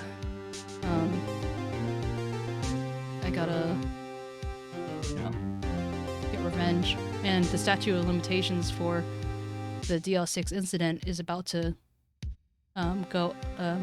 finish. So that's why 𝗏𝗏𝗀𝗀𝗀𝗀 was like, "Oh, hey, this is your last chance to do it if you want to get revenge." And the reason why 𝗏𝗏𝗀𝗀𝗀𝗀 is even in here is because Miles's father, Gregory Edgeworth, was the reason why 𝗏𝗏𝗀𝗀𝗀𝗀 ever had a stain on his perfect record, because he got a penalty for something. 𝗏𝗏𝗀𝗀𝗀𝗀 is known for the OG of falsifying evidence and like all that stuff. So hopefully that makes sense, but it's getting complicated. And just now we met Von Karma in the records room, and he tased us and he took the letter that I was talking about. So now this is it. This is Judgment Day. Oh. Nope. Today things are going to get settled at last. A lot of things. Oh, and also Larry Butts came to save our day at some point. Ah! What's the big deal? So sorry, Nick. I won't let you touch your shoulder. I guess the shock hasn't worn off. Oh. I guess the shock hasn't worn off from my run-in with the stun gun yesterday. Anyhow, today's the last day of the trial. Good luck, Nick. Yeah, thanks, Maya. Edgeworth is looking glum as always. Yay, you're welcome. I hope Von Karma doesn't push him too hard. Whoa. What are you doing? Sorry, I'm sorry. I just thought I'd cheer you up with a pat on the back. Maya, maybe you should go outside and discharge. Right, good idea.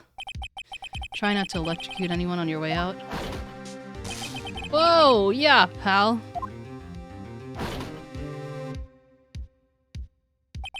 What's gotten into that girl? Detective Gumshoe. Morning, Mr. Edgeworth. Good morning. How'd it go, Detective? Have no fear, as I promised, I captured our runaway caretaker. I just brought him in all night. Took all night, pal. Thanks, Detective Gumshoe. You must be tired. Actually, after that shock I got on the way in, I feel pretty good. Yogi said he's forgotten his own name, but that has to be a lie. Oh, also, don't forget he has that parrot that, like, remembers everything for him.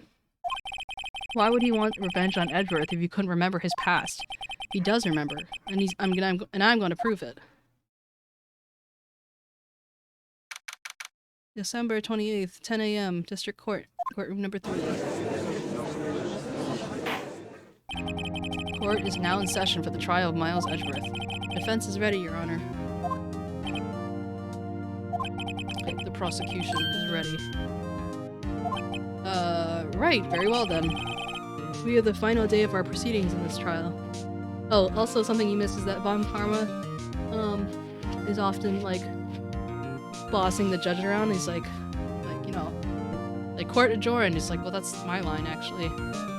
And the last trial day, he didn't say anything about, he's like, this trial will end in 3 minutes. And, like, he didn't say that they were ready. He didn't introduce himself or anything like that, so I think that's why that the judge is surprised. I asked that the prosecution submit decisive evidence. Understood. Come on, don't be awed by the science of everything little thing he says. He's surprised that Von Karma's being, like, cooperative. Very well, Mr. Von Karma, your opening statement. Right. Thanks to Detective Gumshoe's effort, the boat rental shop caretaker has been arrested. In yesterday's trial, the defense attorney asserted that the caretaker was the murderer. However, the caretaker has yet to confirm this. I would like to ask the defense to cross-examine him as much as necessary. Very well. Please bring the witness into the courtroom. Ladies and gentlemen of the court.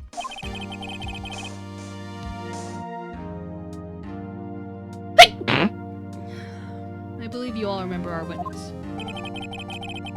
He lives in a boat rental shop on the lake from where he witnessed the incident. Excuse me. In addition, he has currently lost memory of his name and identity. Witness. Yesterday. The witness was not running away, as he will now testify. Thanks. I see. Very well. Please begin your testimony. Uh-huh.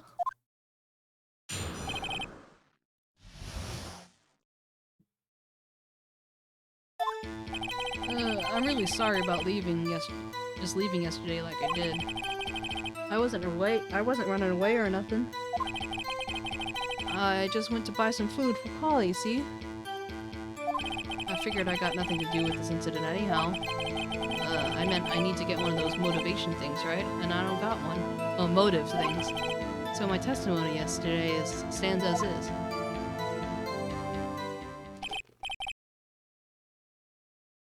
Very well. Let's begin the cross-examine, shall we? He has to know his name. 𝗟𝗶𝗀𝘀, you're 𝗟𝗶𝗀𝘀, and I'm gonna prove it.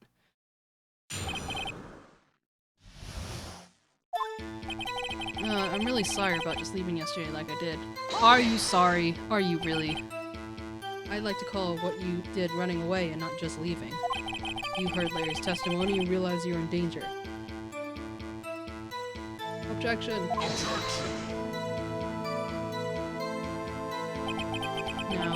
Now, Mr. Wright, there's no need to rush to conclusions. As I said, the witness was not running away. Listen to the testimony. He sure seems relaxed. In fact, they both do, both 𝗟𝗏 and 𝗟𝗶𝗀𝘀. But I wasn't running away or nothing. I went to buy some food for Polly, you see. Food? Well, Polly is a bit of a gourmand, you see. She only eats these high-quality bird pellets from France. They only have them in the big pet shop downtown. But you weren't arrested until this morning. Why didn't you go back to the caretaker shack? Well, kinda got lost, you see. The witness has trouble remembering things sometimes. When the police apprehended him, he was on his way back to the shack. Yeah, right. Nice try, 𝗟𝗏. No one's gonna believe that. I see. He was lost. Please, Your Honor, come to your senses. I figure I got nothing to do with this case in this incident anyhow. You've lost much of your memory, is that correct? Yep. Seems like it. Then how could you know that you didn't have anything to do with this incident? Or maybe you're lying about not having your memory, huh? You know exactly who you are. The witness has testified quite clearly he has no memory of who he is. You claim he's lying, and I want to see proof.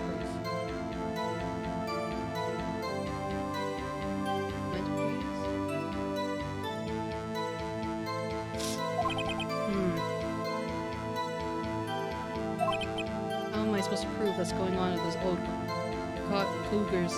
codger's head? It's impossible. Humph. I'm glad you come to your senses, Mr. Wright. Very well, witness. Please continue. I mean, I'd need one of those motive things, right? And I don't got one. How can you say you have no motive? I say you do. You had a grudge against Edgeworth and the victim, Robert Hammond. That's why you took revenge on him. Please don't make me repeat myself, Mr. Wright. This witness has no memory of anything beyond several years ago. You can't hold a grudge. It's impossible. I have to prove he's lying about his memory, otherwise it's going to be the same thing over and over again until the trial ends. Might I say something, Mr. Wright? Yes, Your Honor. You've been saying the same thing over and over again. You've been calling the witness's memory out of lack or question, blah blah blah. But does this really have anything to do with the current case? Of course, Your Honor. The witness has said he has nothing to do with this case and no motive. But both of these statements are lies. Order, order! Mr. Wright, there is a serious problem with your claim. Or are you saying you know who this witness is? Of course, Your Honor.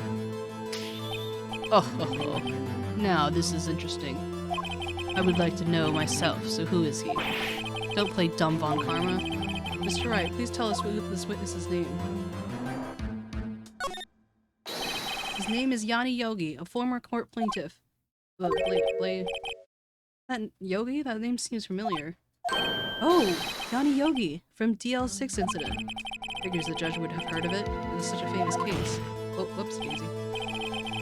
But Your Honor, if this man is Mr. Yogi, then he has a clear motive. Disc.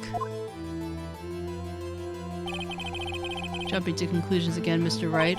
This man, this witness, is 𝗟𝗶𝗀𝘀. Fascinating. However, how do you propose to prove this to the court? This is court of law, you may recall. You need proof. Allow me to repeat once more that the witness has lost his memory. This is it. I have to do this now. If I can't prove he's Yogi right now, I've got nowhere else to go. Nick, how are you going to prove it? How are you going to prove that he's Yanni Yogi? It's okay. It's actually quite simple. Your Honor, please take this man's fingerprints. Then we'll compare them to the fingerprints on file for Yanni Yogi 15 years ago. I see, that makes sense. Tisk. Huh? I'm so very, very sorry, Mr. Wright. Why? The witness has no fingerprints. What? What? No fingerprints? You see, before I worked as a caretaker, I worked at a chemical plant. I burned my fingers working with the stuff. Yep. What? Yogi, you sneak. You burned your fingers off to hide your past. Well, if the witness has no fingerprints, I guess we'll not be able to prove his identity. No. Tisk. Well, what will you do, Mr. Wright? Seems that the case has been decided, no? No, I know what happened. I know everything. I just can't prove it. But no, I can't let it end like this. I can't lose. There has to be another way. There is no one else who can testify to this witness. No one. Nick, what are we going to do? I didn't even consider that he might have racist fingerprints. What do I do? Tisk. Well, Mr. Wright, perhaps you'd like to cross-examine his parrot for a little comic relief, Yeah, very funny. You're a sore winner, 𝗏𝗏. Wait a second. Cross-examine his parrot. What is it, Nick? No, you're not going to. Your Honor. The defense would like to take Mr. 𝗏𝗏 upon his proposal. Take Mr. 𝗏𝗏 up? Oh my, on my proposal? Exactly, Your Honor. I would like to cross-examine the witness' pet parrot. Order. Well, what do you think, Mr. 𝗏𝗏? Need you even ask? This is a farce. I object. Wait a second. You were the one who suggested I cross-examine the parrot, 𝗏𝗏. They have a right to do as you suggested. Well, if you're so desperate, then please, be my guest. Of course. Should you go through with this, and nothing comes of it, then I hope you're ready for the consequences. Nick, this is crazy. Well, still want to go through with your little game? Yes, I'm doing it. Let the parrot take the stand. I'll cross-examine her, Your Honor. This is the most ridiculous thing I've ever heard. 𝗏𝗏's rigged every person's testimony, every piece of evidence, except the parrot. She's my last chance. At least I think so. Bailiff, bring in the parrot.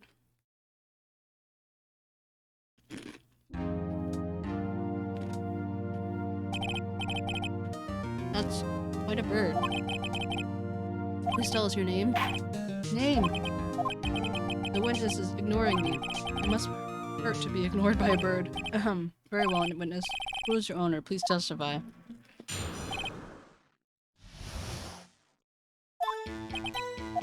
Hello. Squawk.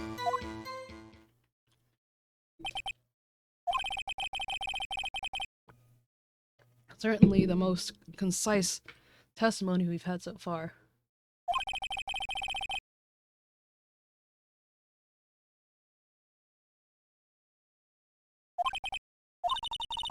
What are you going to do, Nick? I don't know. What do we do, Maya?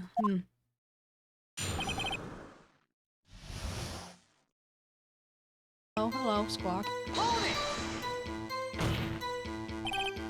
Witness, you can't just say hello and expect us to get anywhere. I want you to testify.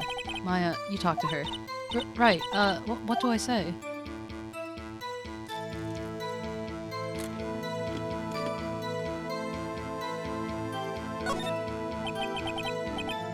Days ago. Polly, have we forgotten something? Squawk, don't forget DL6, Squawk. If I can get Polly to say that here, or prove that caretaker had something to do with DL6. Polly, have we forgotten something? Hello, Squawk. Something we forgot. Hello, Squawk. No. Well, the safe number was relevant to open up a green safe he had on top, which contained the letter that 𝗏𝗏 wrote, giving Yanni Yogi the instructions of how to kill Miles and Robert Hammond. So, yeah. This is ridiculous. Why won't she say it? The matter, Mr. Wright? Wait, don't tell me Von Comrie expected this. He couldn't have retrained the parrot, could he? Did he train her not to respond when we asked if we'd forgotten something?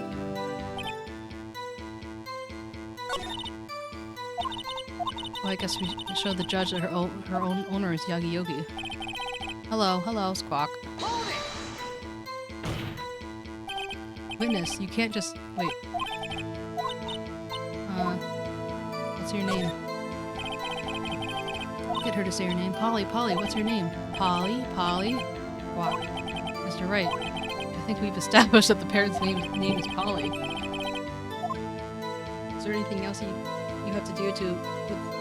Does this have anything to do with her owner's identity? Of course. Yes, it does. Huh, fascinating. You claim that the parrot's name will prove her owner's identity. Then show us the proof. Nick, don't you think you're taking the bluffing a little too far? Listen, we're not here to answer questions of who is the caretaker. We're here to prove that he is Yanni Yogi. All we have to do is tie the name Polly with to Yogi. Your Honor, the proof that the parrot's name revealed in the caretaker's name is...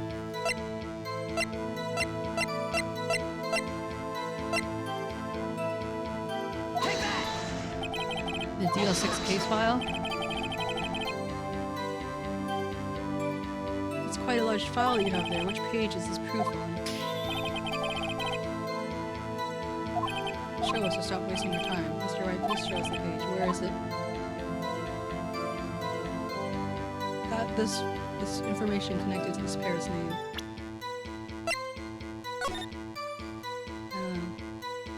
Case summary. Air in the elevator was oxygen depleted of incident. No clues were found on the scene. Defense attorney trapped in the elevator returning from a lost trial with his son, Miles Edgeworth, age 9. One bullet found in the heart. The murder weapon was fired twice. Suspect data. Yanni Yogi, court bailiff, trapped in the elevator with Edgeworth, memory loss due to oxygen deprivation. After his arrest, fiancée Polly Jenkins committed suicide.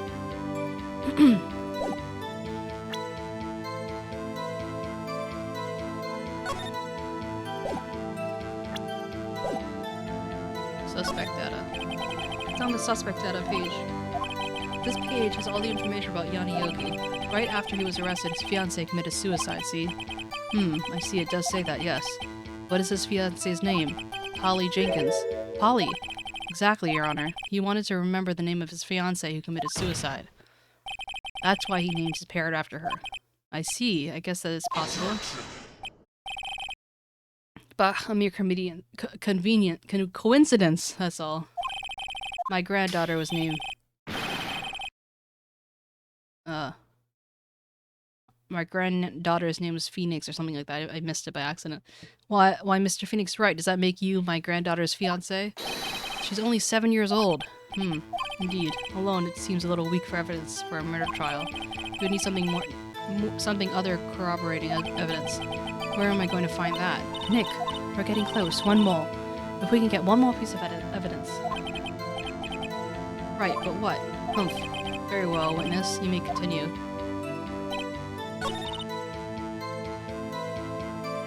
Well, I guess we could try getting some information out of her. We need to show the judge that her owner is Mr. Yogi. Hello, Squawk.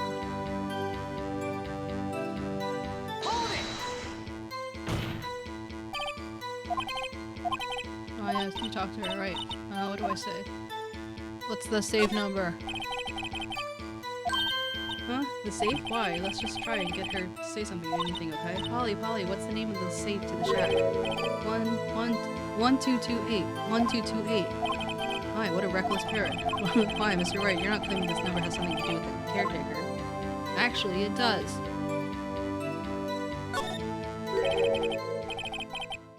That's why I had her say it. Ha! Ridiculous. How can the number to a safe tell us where the caretaker is? Or who the caretaker is? Show us your proof!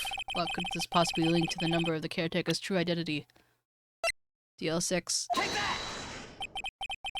I guess this is another way that the DL6, the safe number, is relevant. What is this obsession you have with the case? Mr. Wright, where in this file is something related to that safe number? The case summary. It's on the case summary page. The case summary? Specifically, the date in which the DL6 incident occurred.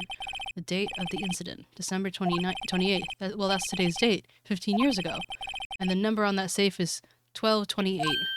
Ah, use the date of the DL6 incident as a number on the safe, Your Honor. That's how important the date was to him. I see. It certainly is an interesting coincidence.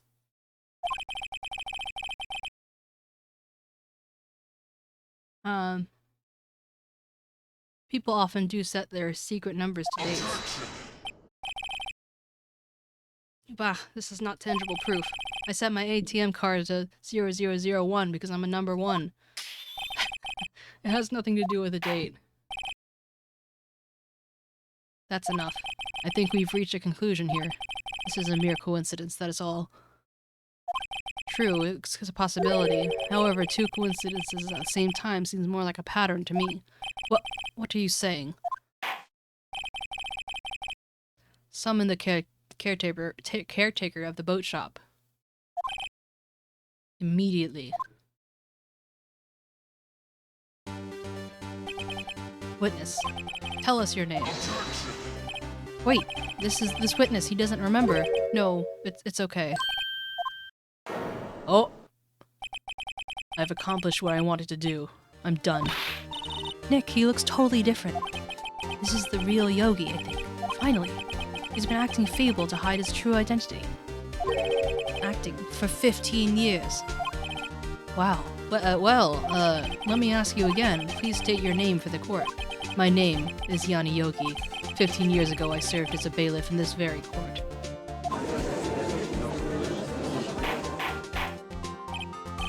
Order! 𝗟𝗶H𝗀𝘀. So, it was you who killed Robert Hammond and tried to frame Miles Edgeworth for his death? Yes, it was me. I did it. They put me on the witness stand 15 years ago. Robert Hammond, he said I was mentally unsound. He told me it would make me innocent, get me off the hook. So, I pretended to have brain damage. I was innocent, really, but he didn't believe me. We won the trial, but I lost everything. I lost my job, my fiancé, my social standing. Then, this year, 15 years later, a package arrived, a letter, and a pistol. The plan was written out in careful detail. It was a plan for me to take my revenge on the people who ruined my life. I didn't care who sent it. I thought this was my chance. After 15 years, this was it. Finally, a chance to have my revenge on Robert Hammond and Miles Edgeworth. I have no regrets. Well, wait a moment. Revenge against Miles Edgeworth? What do you mean? I'm not at liberty to speak on the matter. Why don't you ask Mr. Edgeworth yourself? Anyway, I admit, I was the one who killed Robert Hammond.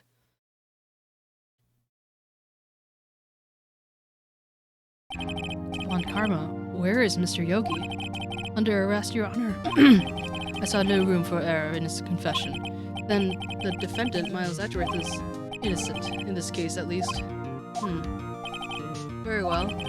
Will defendant please take the stand? There's a few mysteries left unsolved. Still, you are cleared of suspicion for this particular case. So I'd like to pass judgment on the murder of Mr. Robert Hammond. Any objections? I don't believe it. Why isn't Von Karma saying anything? Very well. This court finds the defendant, Mr. Miles Edgeworth, not guilty. Thank you.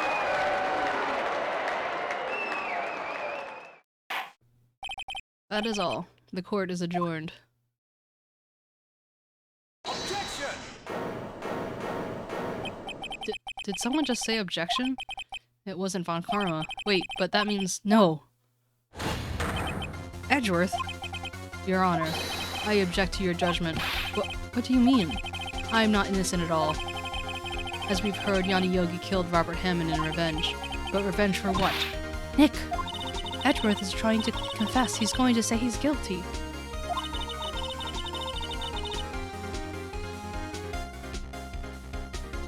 Change the clock date to trick the guy. What are you talking about? What clock would they change?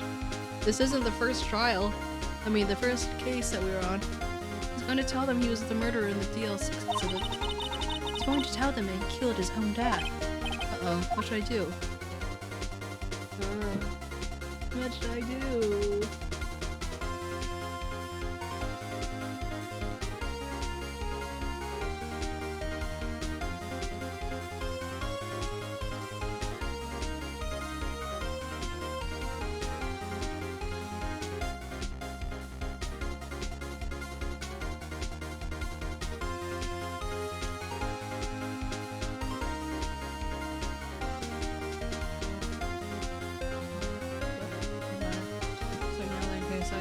right?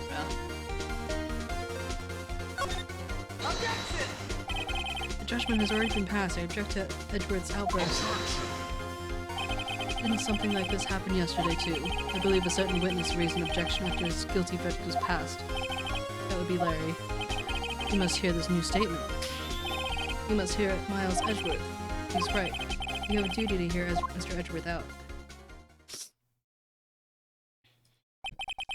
For 15 years, I have had a reoccurring dream. A nightmare. It's only a nightmare, that's what I told myself. But now I know it wasn't a dream. 𝗟𝗟𝗀𝘀 wasn't the killer. You mean the incident when your father died? From the distance of the shot, it wasn't suicide either. Everything was as clear as day. The murder, the criminal in the DL6 incident, was me. Your Honor, I confess my guilt. I am guilty for the DL6 statute of limitations, which ends today. The culprit is me. Who is he pointing to? Order, order. This is certainly unexpected. The defendant declared innocence is confessing to a different crime. A crime in which the statute of limitations runs out today. I'm not really sure how I should deal with this. Bah! It's obvious. Behold a trial right here, right now. We try this man for his crime 15 years ago. I think I would like to take a 5-minute recess. During this time, I will consider the appropriate course of action to take. This court is adjourned. December 28th, 2:24 p.m. District Court, Defendant Lobby Number 2. I'm sorry, right? I just wasted all of your effort. Mr. Edgeworth, I don't believe it, sir. I mean, you killed your dad? I didn't want to believe it myself, detective, but that's truth. I deserve to be punished. Murder is murder, no matter what the circumstances. This is just crazy, just crazy. Nick, what are you doing? Huh? Oh, I was just reading through the court record once more. I'm getting my case ready. Your case? For what? Huh? Isn't it obvious? I'm gonna prove that Miles Edgeworth is innocent. What are you talking about, pal? He just admitted to it. He confessed that he did it. In court. I'm sorry, Edgeworth, but I don't believe your nightmare. What? It's just a dream, it's not real. The truth is right here in this court record. In any case, tighten your belts, the real fight is just beginning. I'll prove that you're innocent, trust me. Mr. Wright. You're right.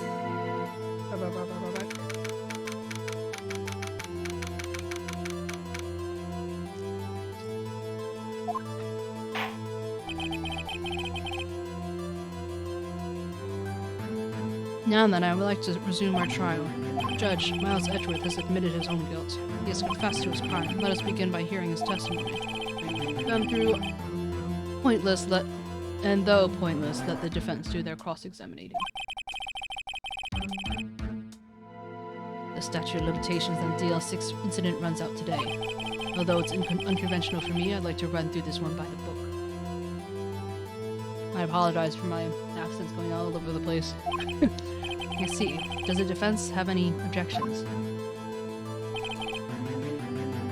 No, Your Honor. On karma, you knew this was going to happen from the very beginning, didn't you? Very well. Will Miles Edgeworth take the stand?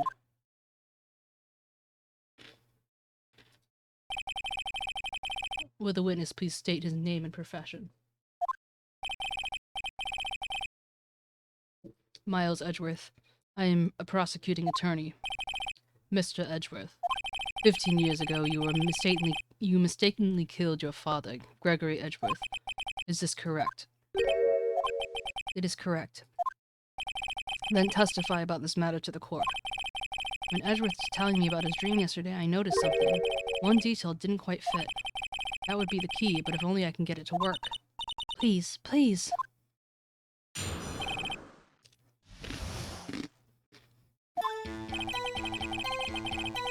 That day, I had gone to the courtroom to observe one of my father's trials.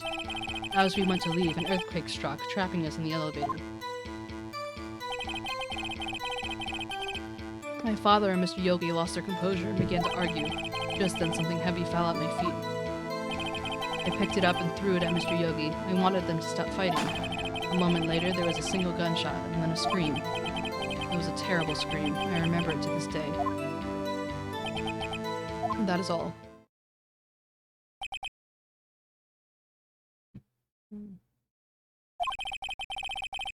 Until now, you thought this memory was a dream?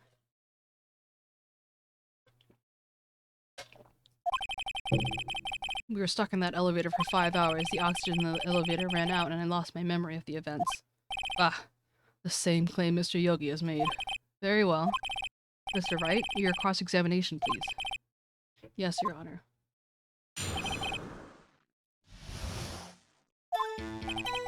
That day I had gone to the courtroom to observe one of my father's trials. We went to leave and an earthquake struck, trapping us in the elevator. My father and Mr. Yogi lost their composure and began to argue. Just then something heavy fell at my feet. A pistol? What was it? A pistol. I assumed it was the bailiff Yanni Yogi's. The safety must have come off when it fell from his holster. And you picked it up. What happened next? I picked it up and threw it at Mr. Yogi. I wanted them to stop fighting. A moment later, there was a single gunshot and a scream.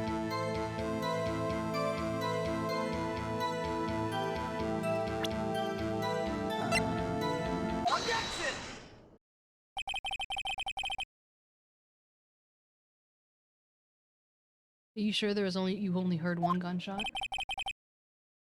Yes, I'm sure, but I heard the shot and the scream, then everything was faded. I was unconscious until the rescuers came. I see. No, Your Honor, unfortunately you don't. Look at this file one more time. This plainly contradicts the witness's testimony. You do enjoy dragging out that file, don't you? I don't accept this evidence unless you can tell us what page it's on. Which page contradicts Miles Edgeworth's testimony? Okay. Thanks for hanging out. Look at the victim's data on this file. Be safe, don't slip. It says quite plainly the murder weapon was fired. Oh. It says quite plainly the murder weapon was fired twice. Miles Edgeworth only heard one gunshot, yet the murder weapon was fired twice. The first shot was the accidental firing when the pistol was thrown. So, who fired the remaining shot? Was there perhaps another shooter who fired the second shot? Your Honor, I'm sure you're aware this incident occurred 15 years ago. The evidence is dated. The pistol did fire twice. However, we do not know when the second shot was fired. It may have been fired the day before the incident. There is no proof that the second shot had anything to do with this incident. What? I see. You do have a point, Mr. Wright. The murder weapon has been fired twice, as we heard. One of those shots was fired by the defendant, a boy at the time. Do you have any other proof that the shot was fired had something to do with the case?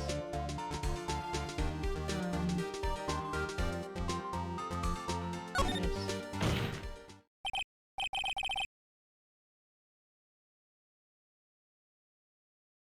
Your Honor, I think I'll be able to show you proof. What? Impossible. Now, Mr. Von Karma, save your surprise for after you've seen the evidence. Very well, Mr. Wright. Show us your proof. Do you have any evidence that the second firing of the pistol is related to this incident?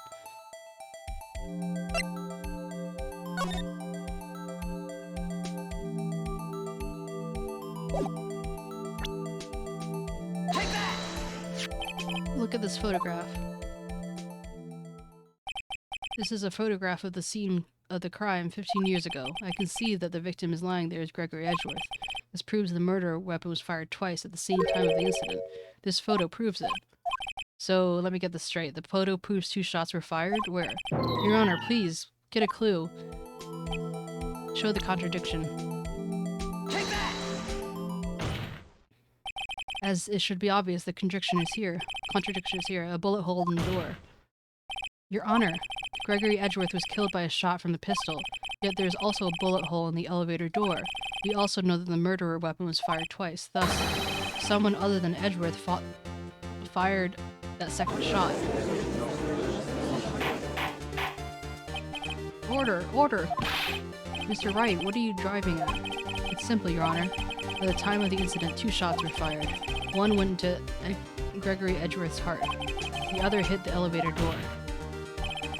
Remember that the defendant lost consciousness after the shot he fired rang out.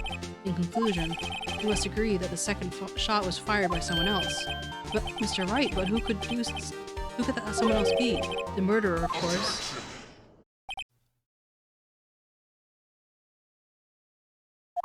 I knew I should have stepped in before your wild fantasies got out of hand. Mr. Wright, look once more at the DL6 incident file. Look closely. Try the case summary page. The case summary page? That's on page 1. Look at what's written there. Not a single clue was found at the scene.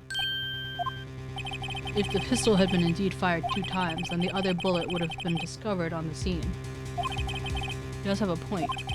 The second bullet has never been found. Why? Because the second bullet does not exist. The bullet that claimed that Gregory Edgeworth's life was the one fired by his own son. That is the truth of this matter. The whole truth. It was undoubtedly something else that made that bullet hole in the door.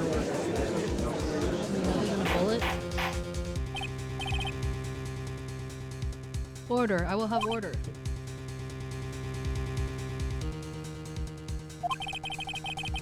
Mr. Wright has proven one thing to us quite clearly, that the murder weapon was fired twice at the time of the incident. However, as Mr. 𝗟𝗏𝗀𝘀 says, the second bullet was not found. It's highly unlikely that the police merely overlooked this second bullet. So all we have is a single bullet fired. I have to discount this defense's claim. Tisk tisk tisk. I praise the judge for his wisdom in this matter. Gah, how did this happen?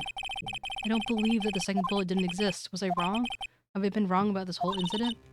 What are you doing, Nick? Why aren't you raising an objection? I'm sorry, Maya. What? It looks like I was wrong. It looks like I was wrong. What? If the second bullet wasn't there, all my conjectures are for nothing. No, you said you'd do it, Nick. You said you'd get Edgeworth declared innocent. I'm sorry.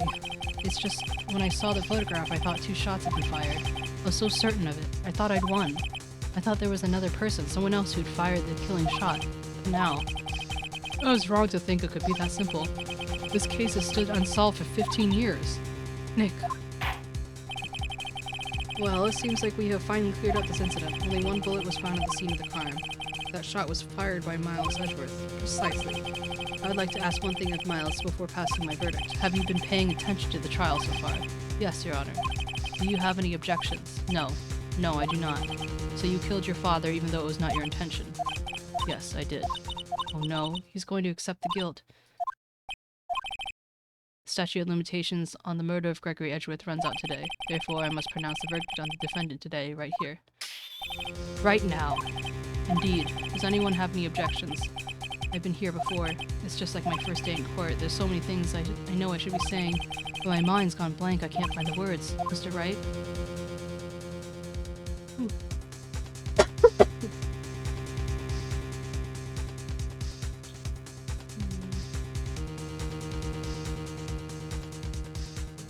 I have an objection. Objection! Your Honor. Your Honor, I object. Tisk, tisk, tisk. Mr. Wright, on what grounds do you object, Oof. Nick? I don't know. His case is perfect. Oh no. Gah. It must exist. The second bullet. What? Did you just say? Nothing. Second bullet must exist? But where? Someone took it. He seems waiting. He's not going to produce any answers from us, Mr. Wright. Wait, Your Honor. The second bullet, it does exist. What? But we just heard the proof that does not exist. I realize that, Your Honor. I'm really grasping here. It's just that someone took it from the scene of the crime. That's what happened. What? Who? Who? The murderer. The murderer? Then tell us just who is this murderer. I'm still thinking about that. What? So the criminal took the second bullet, but why? Huh? First of all, how would they have found it? It's not easy to find a stray bullet, Mr. Wright. Was there some pressing need for the murderer to search for that bullet?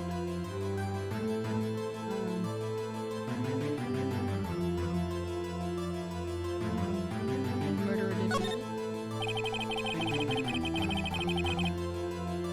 Why would the murderer have spent time to look for that stray bullet? I haven't a clue. What's wrong, Mr. Wright? The murderer had no reason to take that bullet. You don't want to admit it, but it's true. Had to take it. Had to take it? Murderer? What does that mean? You're thinking too normal. Think crazy. Don't think why the bullet was taken. Think why the bullet had to be taken. Mr. Wright. Yes, Your Honor. I have no idea what I'm doing. Well, the murderer had no intention of taking the bullet from the scene, but the murderer had to take the bullet from that scene. Had to, Mr. Wright? What do you mean? Well, for instance what? Maybe the bullet, hit the murderer? The bullet hit the murderer? Just saying, for instance. I mean, if it hit you, you'd have to take it with you, wouldn't you? It's not like you could perform surgery right there. You know? Wait a second. I was just talking off the top of my head, but what if that's really what happened? Let me get this straight. So at the time of the murderer themselves was shot, and they left with the second bullet still in them, thus leaving only one bullet at the scene of the crime? Yes, I guess that's how it would work, yes. But there's a problem with that. The other two people rescued from that elevator, Miles Edgeworth and Yanni Yogi, were both unharmed. So that would mean the murderer came from outside, yes.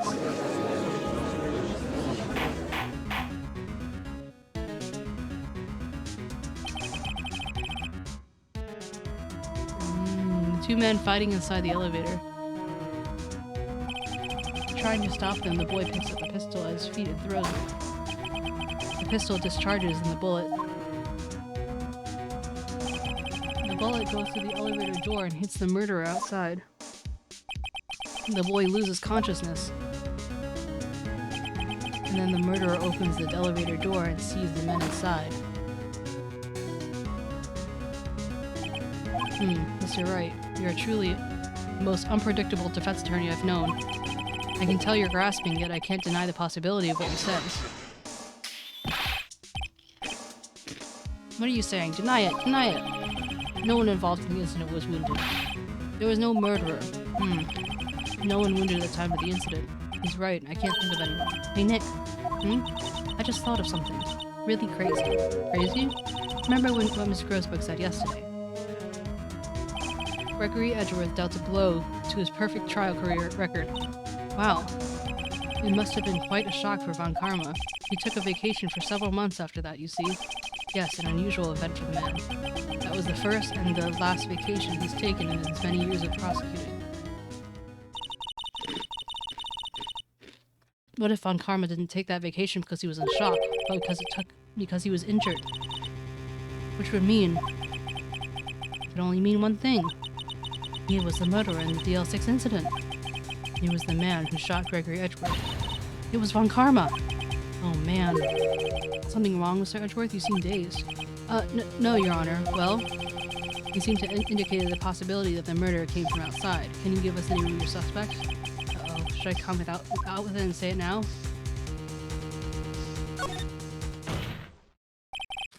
Your Honor, there's a suspect. One lone suspect. Well, this is certainly news. Well, Mr. Wright, who's your suspect? Ugh, my hands are shaking. But what? Von Karma!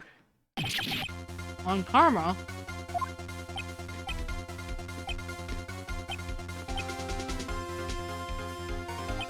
You mean the Von Karma? The prosecutor? The one standing right over there? What, you don't object? Huh. I see no need. Why object? Why honor this ridiculous outburst with my objection? Because you took a vacation for several months starting the day after the incident, yet you pride yourself on a perfect record. Why would you take such a long vacation without a reason? So you're claiming that I took a vacation to heal my injury from the incident. It's fascinating. Prove it. I would need to have surgery, no? And if I did go under the knife? Where did I go under the knife, Mr. Wright? Ring the doctor that operated on me. Have him testify. Let's find out whose doctor is. There's no use. Edgeworth. I know Von Karma perhaps too well. He's too perfect. He wouldn't leave clues. He probably didn't undergo surgery. That would leave a doctor as a witness.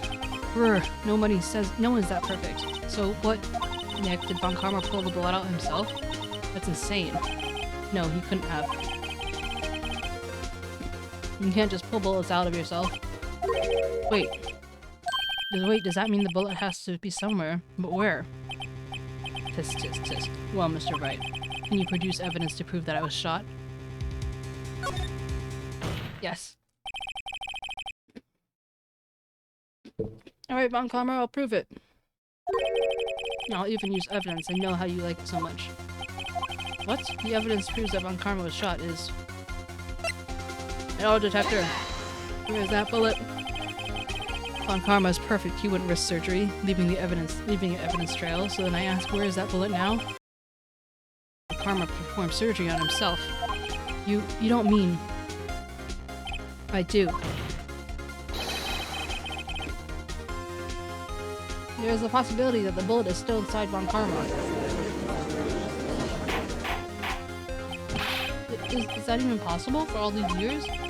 Well, there's one way to find out. We could use this metal detector.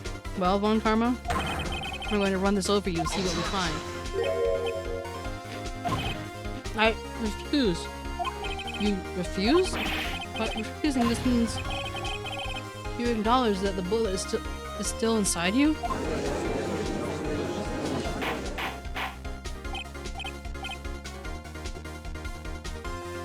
Order, order. Your Honor, the defense requests that we now be allowed to use the metal detector.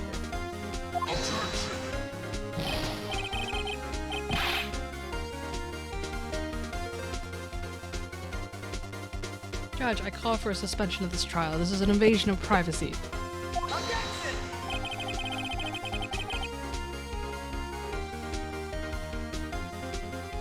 The statute of limitations runs out on this case today. It was you who said we had to end it right here, right now. Enough. I permit the use of the metal detector. Mr. Von Karma, you will submit yourself to testing. Nick, what does this mean? I don't know, but we have to give it a shot. Give it a shot, eh? Oh god, I thought that beep was out loud. Like, wait, did my video stop again? My video stopped.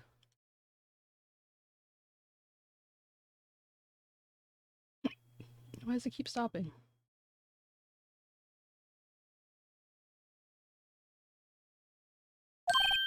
It reacted. Something's inside his right shoulder.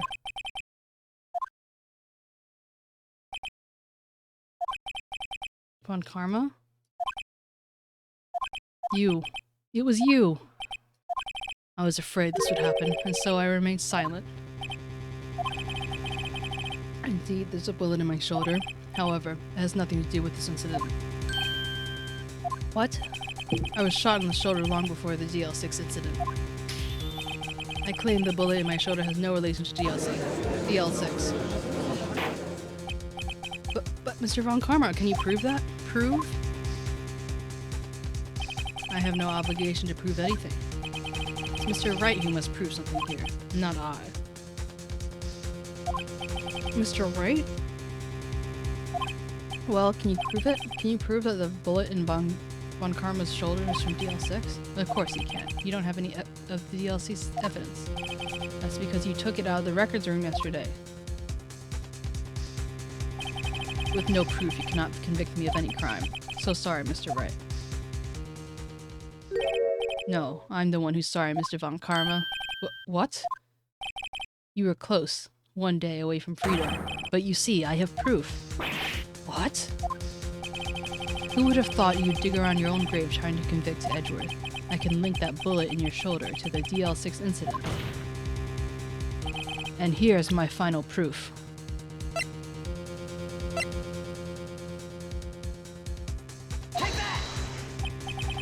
That's... a bullet? Where did you get that? This is the bullet used in the DLC6 incident. This is taken from the heart of the victim, Mr. Gregory Edgeworth. The bullet is preserved quite nicely with all the ballistic markings intact. Ballistic markings? You may recall the term. It came up in the first trial 2 days ago. Ballistic markings are the fingerprints of a weapon. All bullets fired from a gun are marked with that same weapon's unique pattern. By examining the markings, you can tell which weapon fired the bullet. It's quite accurate. We have 2 bullets in our possession. One, the bullet removed from Gregory Edgeworth's heart. The other, Mr. von Karma, is the bullet buried in your shoulder. You could analyze both bullets, and then if the markings matched, you would know both bullets had been fired from the same gun. The very same pistol. In other words, this is the murder weapon that killed Gregory Edgeworth. Mr. von Karma, you'll let us remove the bullet from your shoulder. And then we'll compare the ballistic markings to this bullet, and solve this case once and for all. Well, Mr. von Karma?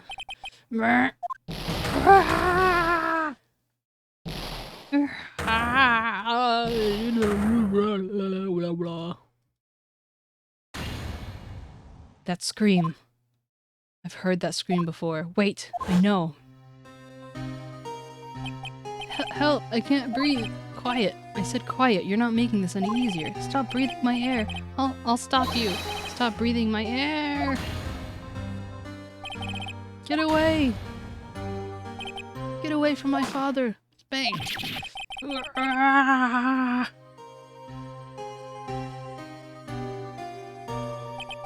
It's that scream I heard in the elevator 15 years ago. Von Karma, it was you who screamed. Mr. von Karma? Edgeworth, oh, you would dare to defy me! So it was you! You and your father are my curse! Your father shamed me with a penalty on my record, and you left a scar on my shoulder that would never fade. You'll bury you! I'll bury you with my bare hands! Death, death, death! Oh my. 15 years earlier. Chief Prosecutor, I'm sorry. Von Karma, it's not like you to make this kind of error. I would have never thought that Edgeworth would be the one to catch you. I was careless. I'm sorry, but you will have to be penalized. I covered for you in the past, but not this time. Edgeworth!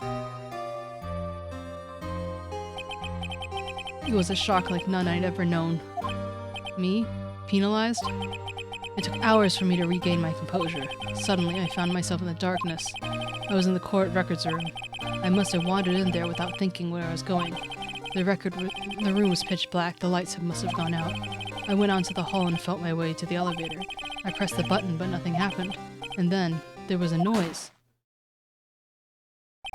I was in pain, the horrible burning pain in my shoulder. Just then the lights came back on. The elevator door opened before my eyes. I saw 3 people inside, all laying unconscious from the oxygen deprivation.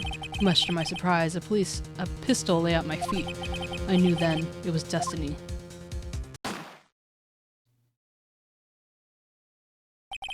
In his last moments, Gregory Edgeworth was still unconscious. He died, never knowing who shot him. Later, he spoke through a medium, blaming Mr. Yogi. He was fooled. It was the perfect crime. Tisk, tisk, tisk. Who would have thought another man would have come to open that elevator door? Judge. What? What are you doing? Do your job. Bring an end to this miserable charade. Now, end it. Very well. It appears that we have come to a very long way to the end of this maze. 15 years later, Mr. Miles Edgeworth? Yes, Your Honor. You are innocent. You are innocent. As you said, it was a nightmare. Yes, Your Honor. The court finds the defendant of Mr. Miles Edgeworth not guilty.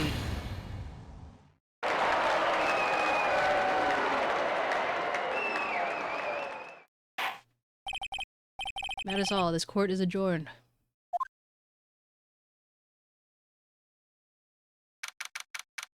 December 28th, 5:30 p.m. District Court, Defendant Lobby number 2. Nick, we did it! Did you see his face? Von Karma looked even paler than usual. He's pretending to be all cool, but inside you crushed him, Nick. Crushed! I gotta say, I'm impressed. It was pretty close, though. I was sure we had it. I know, I was on the verge of tears the whole time myself. But now it's all just a good memory. So it's finally over, Edgeworth? So it's finally over, Edgeworth. Right, yeah? I'm not sure how to say this. I know. Try thank you. I see. Thank you, right? You're welcome. I think you could have done better than that. Sorry, I'm not good at this sort of thing. You got a lot to learn, Edgeworth. She's got you there. Whoop! Amazing, pal. You pulled through just like I thought you would. I'll never forget this. I owe you one, pal. And tonight, let's party. Dinner's on me. Yeah, my salary went down a bit this month. But who cares?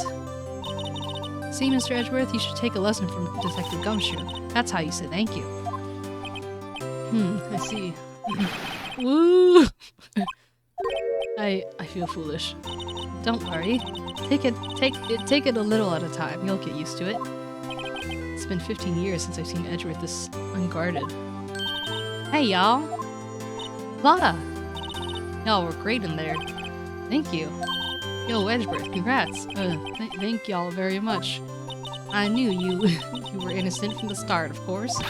Just look at you. You wouldn't stick your hand in the cookie jar even if no one was there. You were witness to the first day of the trial, weren't you? Well, yeah, let bygones be bygones, eh? Speaking of which, what are you doing now, Lotta? Who, me? Oh, I went back to college. I gave up trying to do any investigative photographer pretty quick. Really? That's too bad. Huh? Isn't that the hot dog guy from the park? Huh? It's over, Nick. My life is over. Why the sad face, Larry? What happened now? Oh, Nick, I'm not long for this world. You don't look sick. But it's 𝗟𝗶. She's going to live in Paris. Paris, Nick. She's leaving me behind. Should have seen that coming. Yo, Edgy, there you are. Hi, Tutu. You came right as the thing ended. Edgeworth was just proven not guilty on 2 accounts. Yes, here I am. Congratulations, Edgy. Here's a little gift from me in celebration. Celebration? That's unusual for you. Harry Butts, you came along tonight. You come along tonight too. My treat, pal. Huh? Thanks. Looking forward to it. Yo, Nick. That's the suit that questioned me. When he says treat, that's not police talk for prison food, right? Right? I think you'll be fine, Larry. Right. Yeah? What's up? Larry gave me. It's got money in it. Well, yeah, that's not strange. People give money to celebrate sometimes. It's $38, right? Huh? What a weird amount. I mean, it's not little, but it's not a lot either. 38 exactly? Nick! Wasn't that the exact amount of lunch money that was stolen from Miss Edgeworth in school? 38. No. No! Larry, it was you! What are you so surprised about, right? Huh? Larry was absent the day from school, right? But that doesn't automatically rule him out as a suspect. What? Think back to that day 15 years ago. Larry took the day off, but he was bored, so he came into school anyway. Then he saw the money lying there, and the rest is history. I never was good at history. Edgeworth, you didn't know, did you? I suspected. I just couldn't picture Larry protecting you like he did that day. Everyone else is saying you did it. The whole class is against you, remember? Yeah, too well. Right, you may not know this, but we used to have a saying back in school. When something smells, it's usually the butts. I know. Really, right. I'm surprised you didn't figure it out. Well, this sure is an unexpected turn of events, eh? Edgeworth. You should have told me! Now, Nick. It was 15 years ago. Don't you think that the statute of limitations has run out, Mr. Edgeworth? I'd say so, yes. There you have it.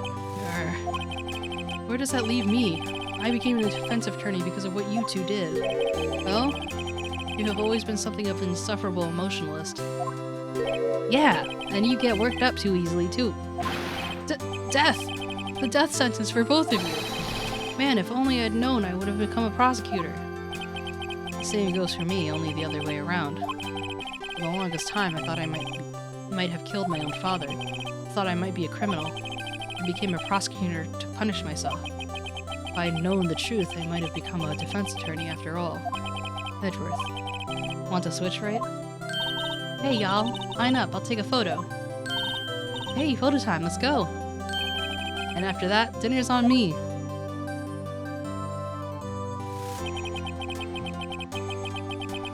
Detective Gumshoe took us out on the town that night. We celebrated Edgeworth's newfound freedom, even though Edgeworth himself was still in detention. December 29th, 5:02 a.m. Wright & Co. Law Offices. It's very early. Whoa, I went a little overboard yesterday. My head hurts. Huh? It's still only 5. Maybe I should go back to sleep. Huh?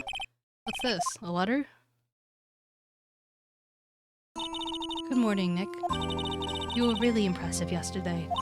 Seeing you, it made me think about what I'm going to do here. What I'm doing here, I'm a spirit medium, in training, of course. I wanted to help Mr. Edgeworth, too. I wanted to help you, But I couldn't. I was useless. So I decided to go back to my training. I'll become a full-fledged spirit medium for starters. I couldn't say it to your face, so I left this letter. Goodbye, Nick. Goodbye? What time is it? Gah!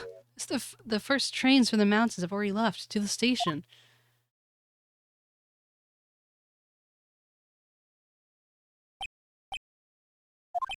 I guess I'm too late. Hey! Nick! Maya! So, you're leaving? Yeah.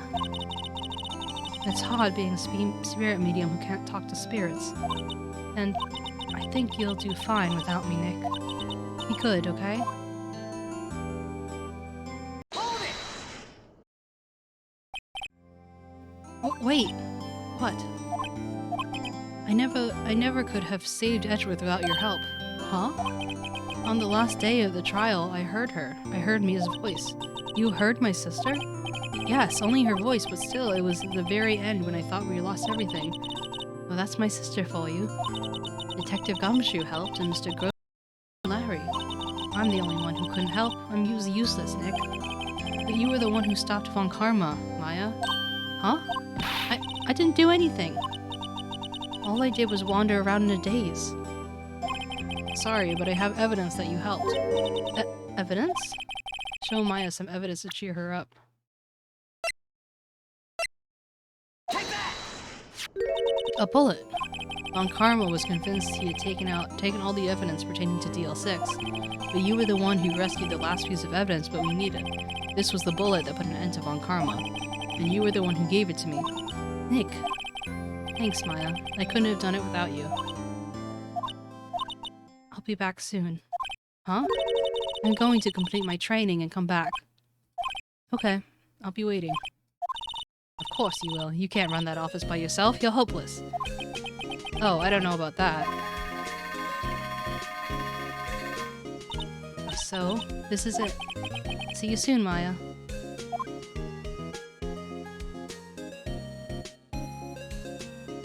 Oh, you're cute.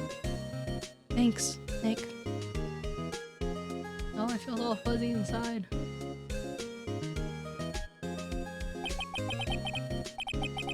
And so my story ends. Time to turn a new page and say goodbye to the novice defense attorney I once was.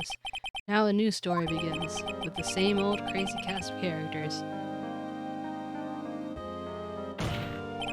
Ha! Don't you think you've graduated yet, amateur? Mr. Wright, perhaps you'd like to rethink that claim? Yes, Your Honor. Uh-oh, I've got a bad feeling about this. Objection! No, the game isn't over.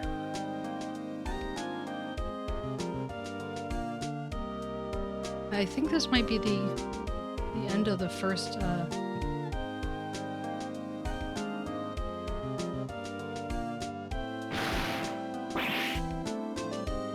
Ooh, except Gumshoe. Then he hung his head low and went right back to outside. Kind of like he was embarrassed or something. Strange, huh?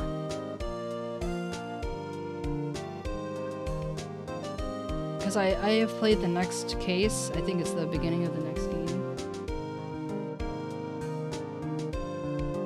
Huh? Nick? Nah, I haven't seen him lately. Who, me? I've been working at a cheese shop. That Missy's a nice lady, but she's exactly what you call it. She's not exactly what you call a cheap date. Well, she's in Hawaii right now, yeah.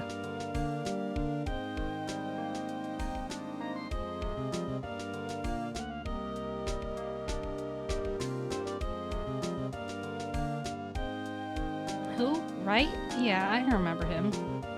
I heard he's been busy lately. You know, not to ring my own bell, but I sort of taught him everything he knows. I'm sure he's grateful.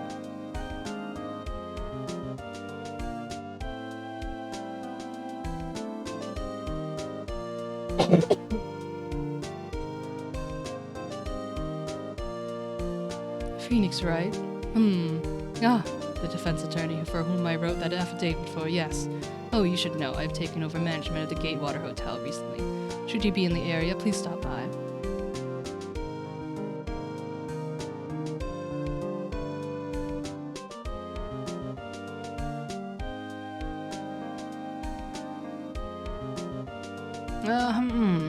Oh, it's you. Phoenix, right? Ah, yes, Mia's understudy, was he not? I wonder how he's doing. Haven't seen him of late. Ah, the days of my youth. Like the scent of fresh lemon, you see.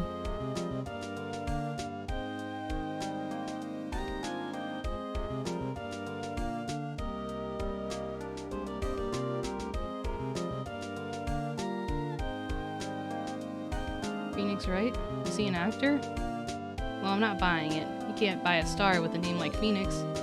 You know that thing they find with DVDs for the nowadays DVD they use just about these days, how to keep it, What?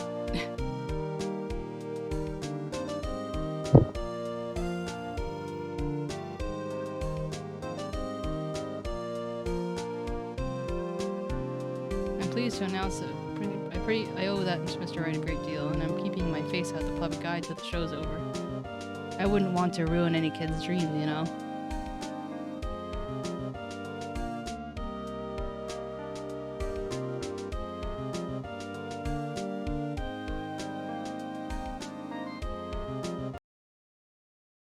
Oh, I got a letter from Maya the other day. Sounds like she caught a cold standing under a waterfall. I wanted to visit, but didn't have time, so I sent her some Pink Princess trading cards. She says she can't buy them where she is. What kind of place is she living at anyway?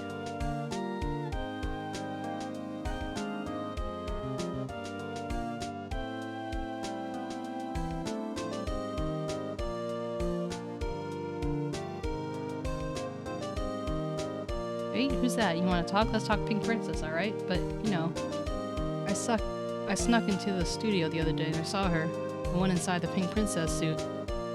Ugh, what a dog. It was a kind of a shock for a boy my tender age.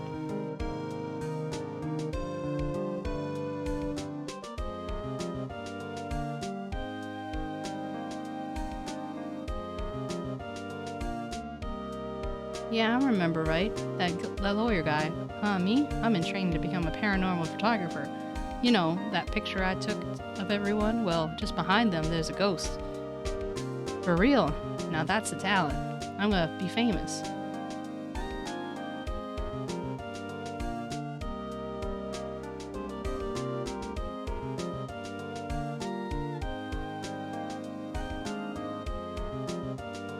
Oh, it's Mia.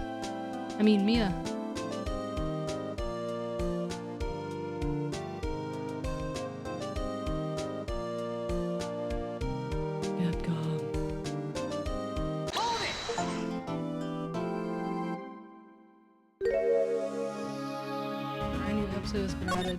Well, we're not doing that today, though. Save.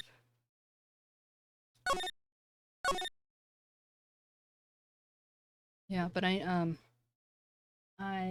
may have, maybe it's like the beginning of the next game where Maya pops up again. And yeah, you'll see. We'll see. But I'm gonna take a little break and I'll be back maybe in an hour or so. I hope that you guys will come back and spend time with me, even if you're lurking. I love the lurks. But yeah. Alright. I'll see you later. Yes, it really is. And it never stops, can't stop, won't stop. Everything comes together. I'm glad you enjoyed it. See you later. Bye.